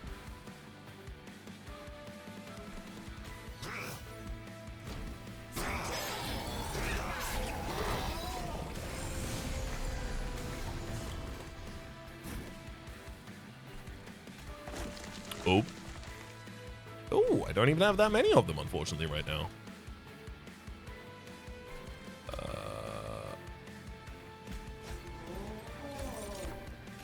Summon a couple of the Entombed Explosives. Explode. Couple. Summon another one. Explode it. Then, as for this... Entombed Explosive, and I will kill it with Gravity.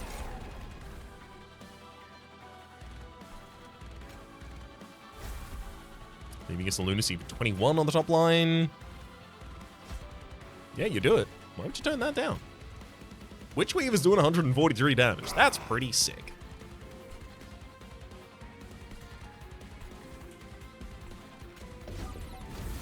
Daze the boss a wee bit, only because we can.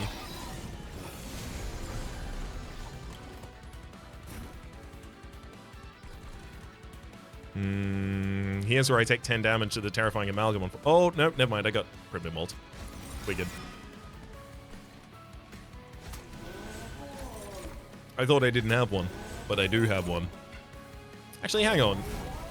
Yeah, stealth isn't even going to keep you alive.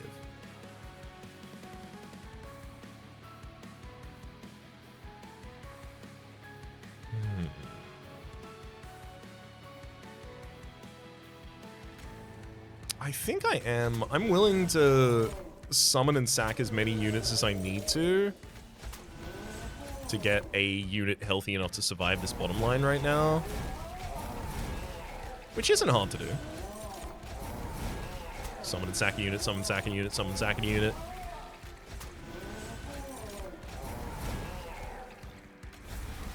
Primitive Mole brings back another one. Oh, this is the one with Dualism. Nice, I don't even get that one back to hand, unfortunately. But there we go. That survives the bottom line now.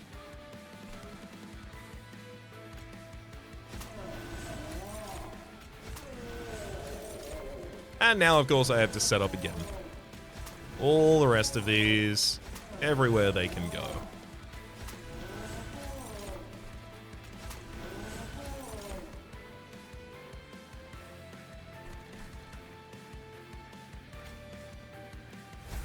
Phase the moon, and then Heavenfall for 223 damage on every unit on every floor. I think I'm doing okay.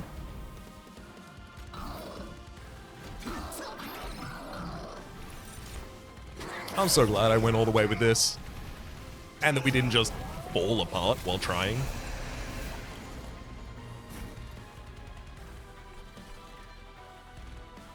Oh my god. Even more? Even more.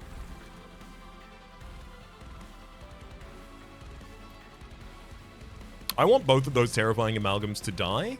If I ascend Seraph Eternus, this whole bottom line immediately gets eviscerated, so I avoid having to deal with those amalgams.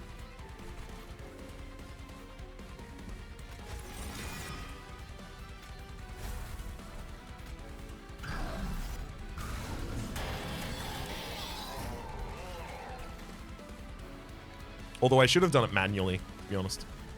Oh my god, we're not even going to get to the top line.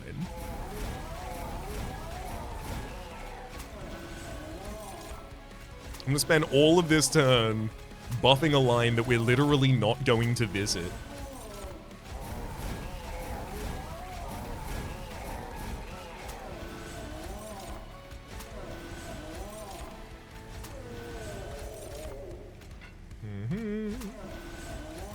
Alright, that's enough. Now we're not getting value out of these ones anymore. We're going to have to get a new low cost.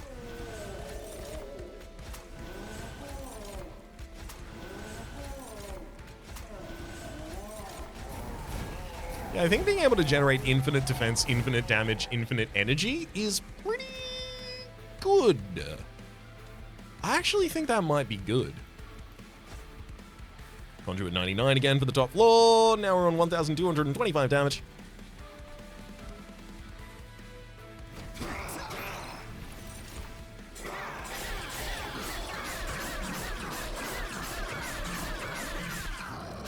"29 turns of stealth left over for Lil Fade right there." Of course we're attacking the Titans. What do you think we're doing, game?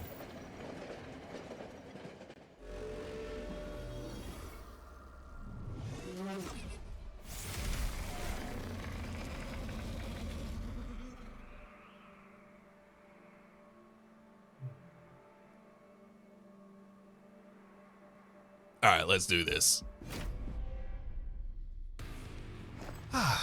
Deployment phase. Do I still do an Inferno Room bottom line? I like it. I like it. Specifically because it cuts out any of the units that are capable of giving me curses, die to it.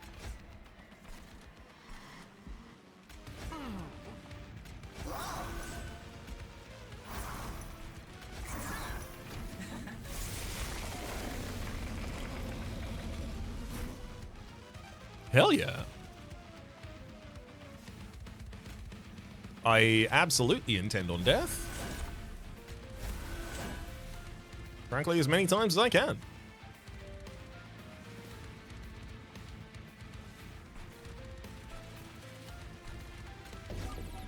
I can daze Savagery to prevent your 5 damage directly to us after a unit does, after the floor is cleared, rather.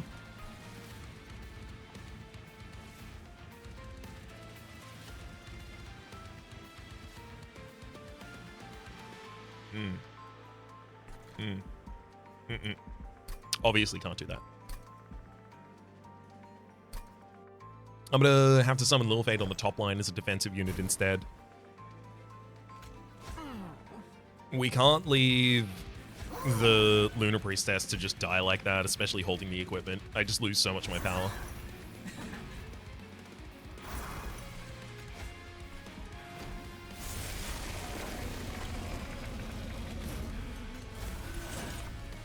All good though, pretty much everything else is exactly the same.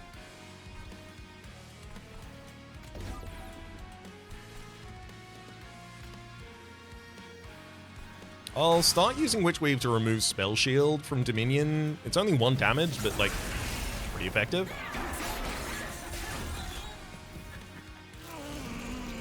See? Chosen Supplicants and the Misshapen Fiends giving Corruption and 2 Curses, 2 Scourges at the same time. Not gonna get past. That's not allowed, friend.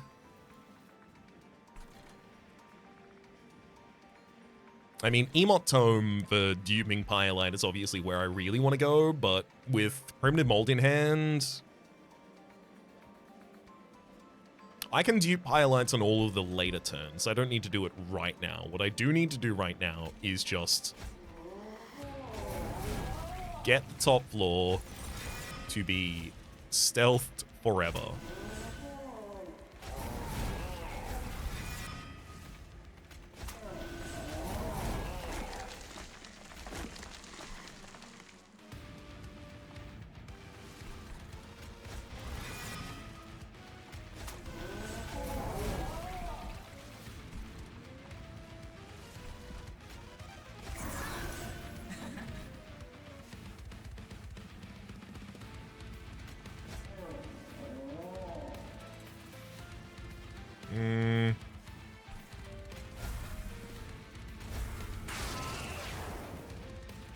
Do want Lil Bait to die, but I don't have to do that immediately.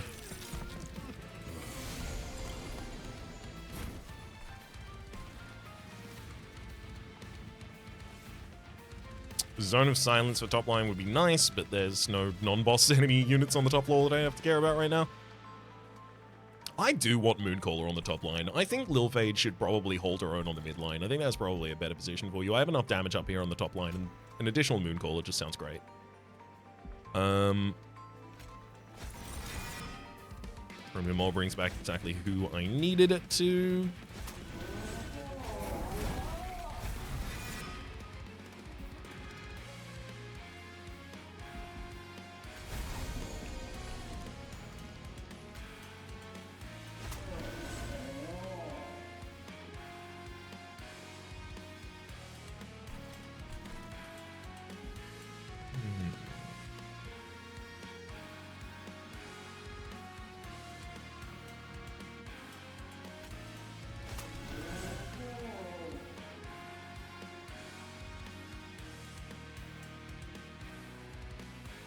No, not the Reforming Entombed Explosive on the top line. It'll prevent me from being able to summon any of the stealth units up there for a while.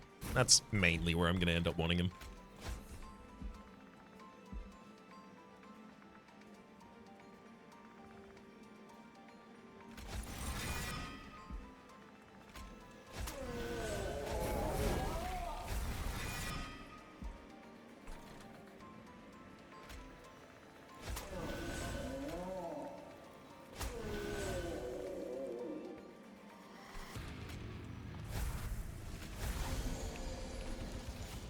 Paraffin Thug I don't need to play.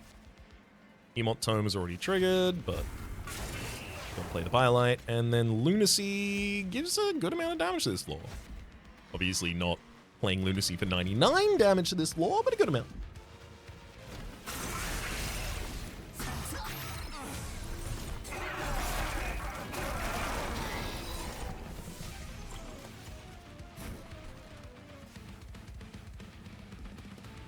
Okay, now it's time to go stupid.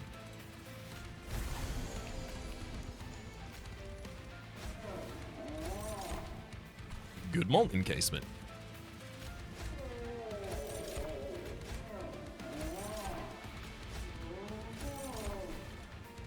Blowing that up to keep the Mooncaller in the front line alive, rather.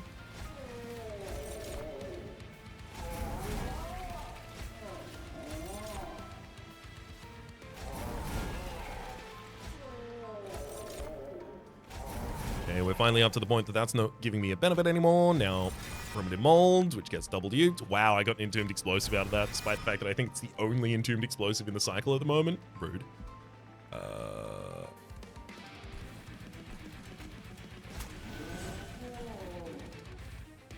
Thankfully, I did get another useful one.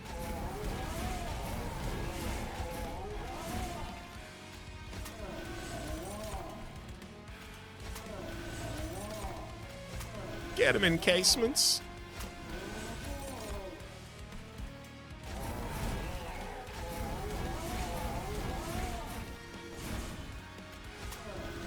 Still beneficial until it's my 8th.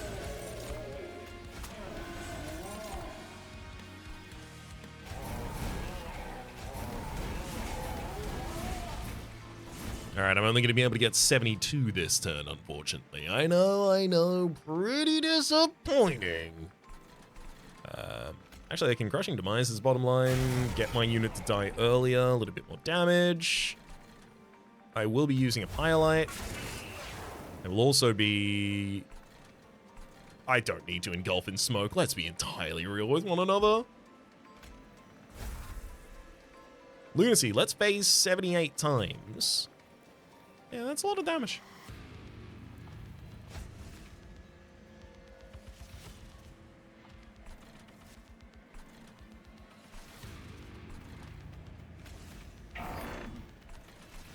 Hitting solid,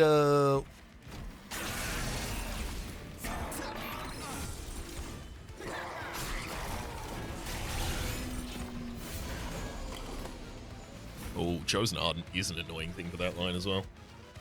Oh, Astrologer is still getting buffed.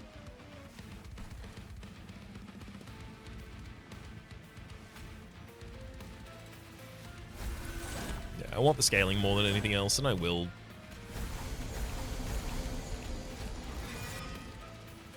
Nice.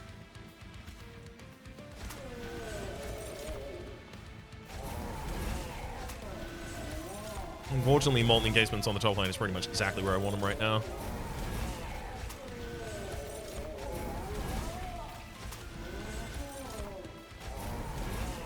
I want to buff the additional armor of Mooncaller a bunch.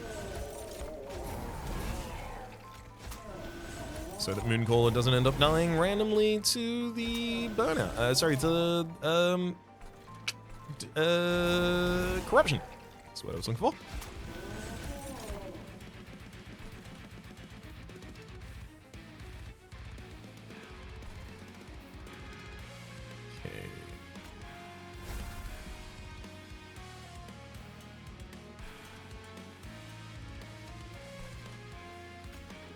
Lunacy adds another 300 damage here.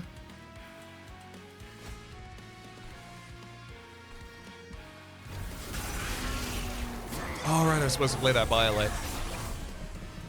How far am I from killing each of you? This turn, I get most of Savagery's remaining HP gone. Then Entropy is going to take a little while as well. It is going to be Dominion last right now. These two are like 2 good turns away from dying.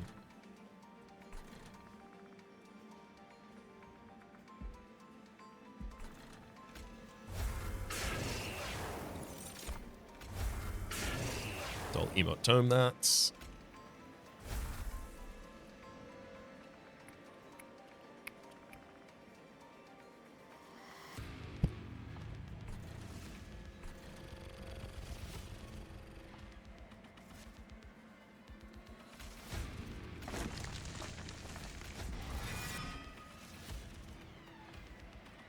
Like, I can get so much more stealth, but what do I do with it? That's a question.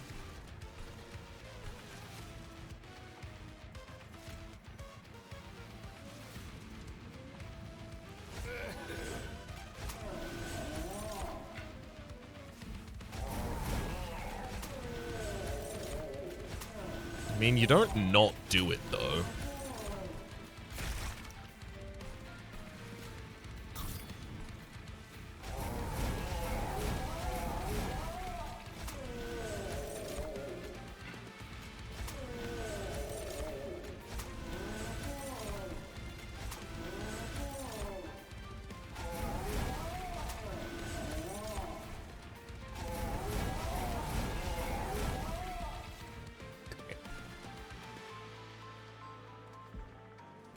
Now I'm just set up to get additional energy next turn.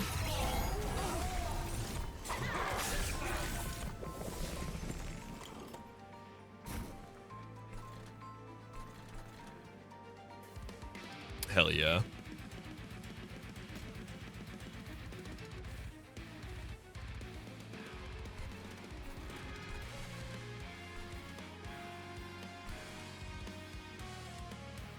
Okay, I'm gonna double up on Pyrelite.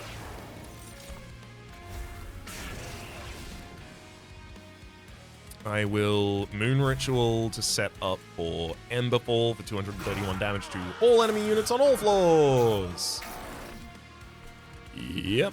which clears our line to be able to kill Entropy this turn and Dominion this turn, and as soon as Savagery comes up to the next floor, it's going to be Savagery as well. Hell yeah. Get God, buddy. This was one hell of a fight.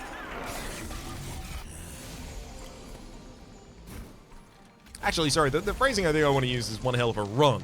The fight itself, completely okay. It's the relatively actually stock standard.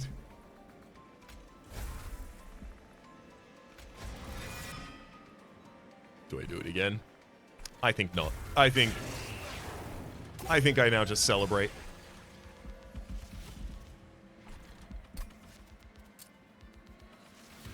That's a lot of moon cycling. That's a cycled moon if I've ever seen one. And you, friend, you caused problems. Well done.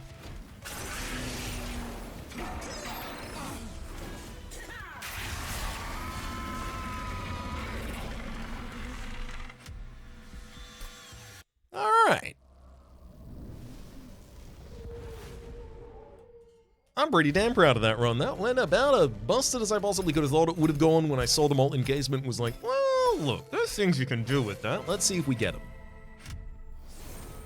We also got to guild 4 cards, including Intent on Death, Heavenfall, Engulfed in Smoke, and one more.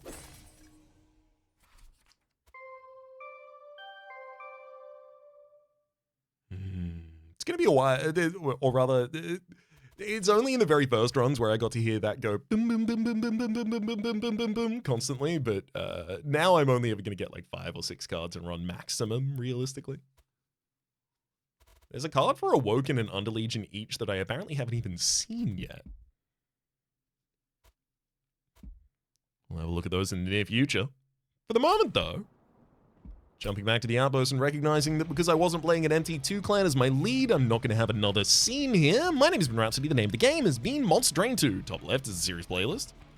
Actually, let me make that the case. Top left is a series playlist for all of my content of the game past, present, and future. YouTube recommendations are down below. Streaming past the names of the people so generously supporting the Republic on patreon.com/RhapsodyPlays.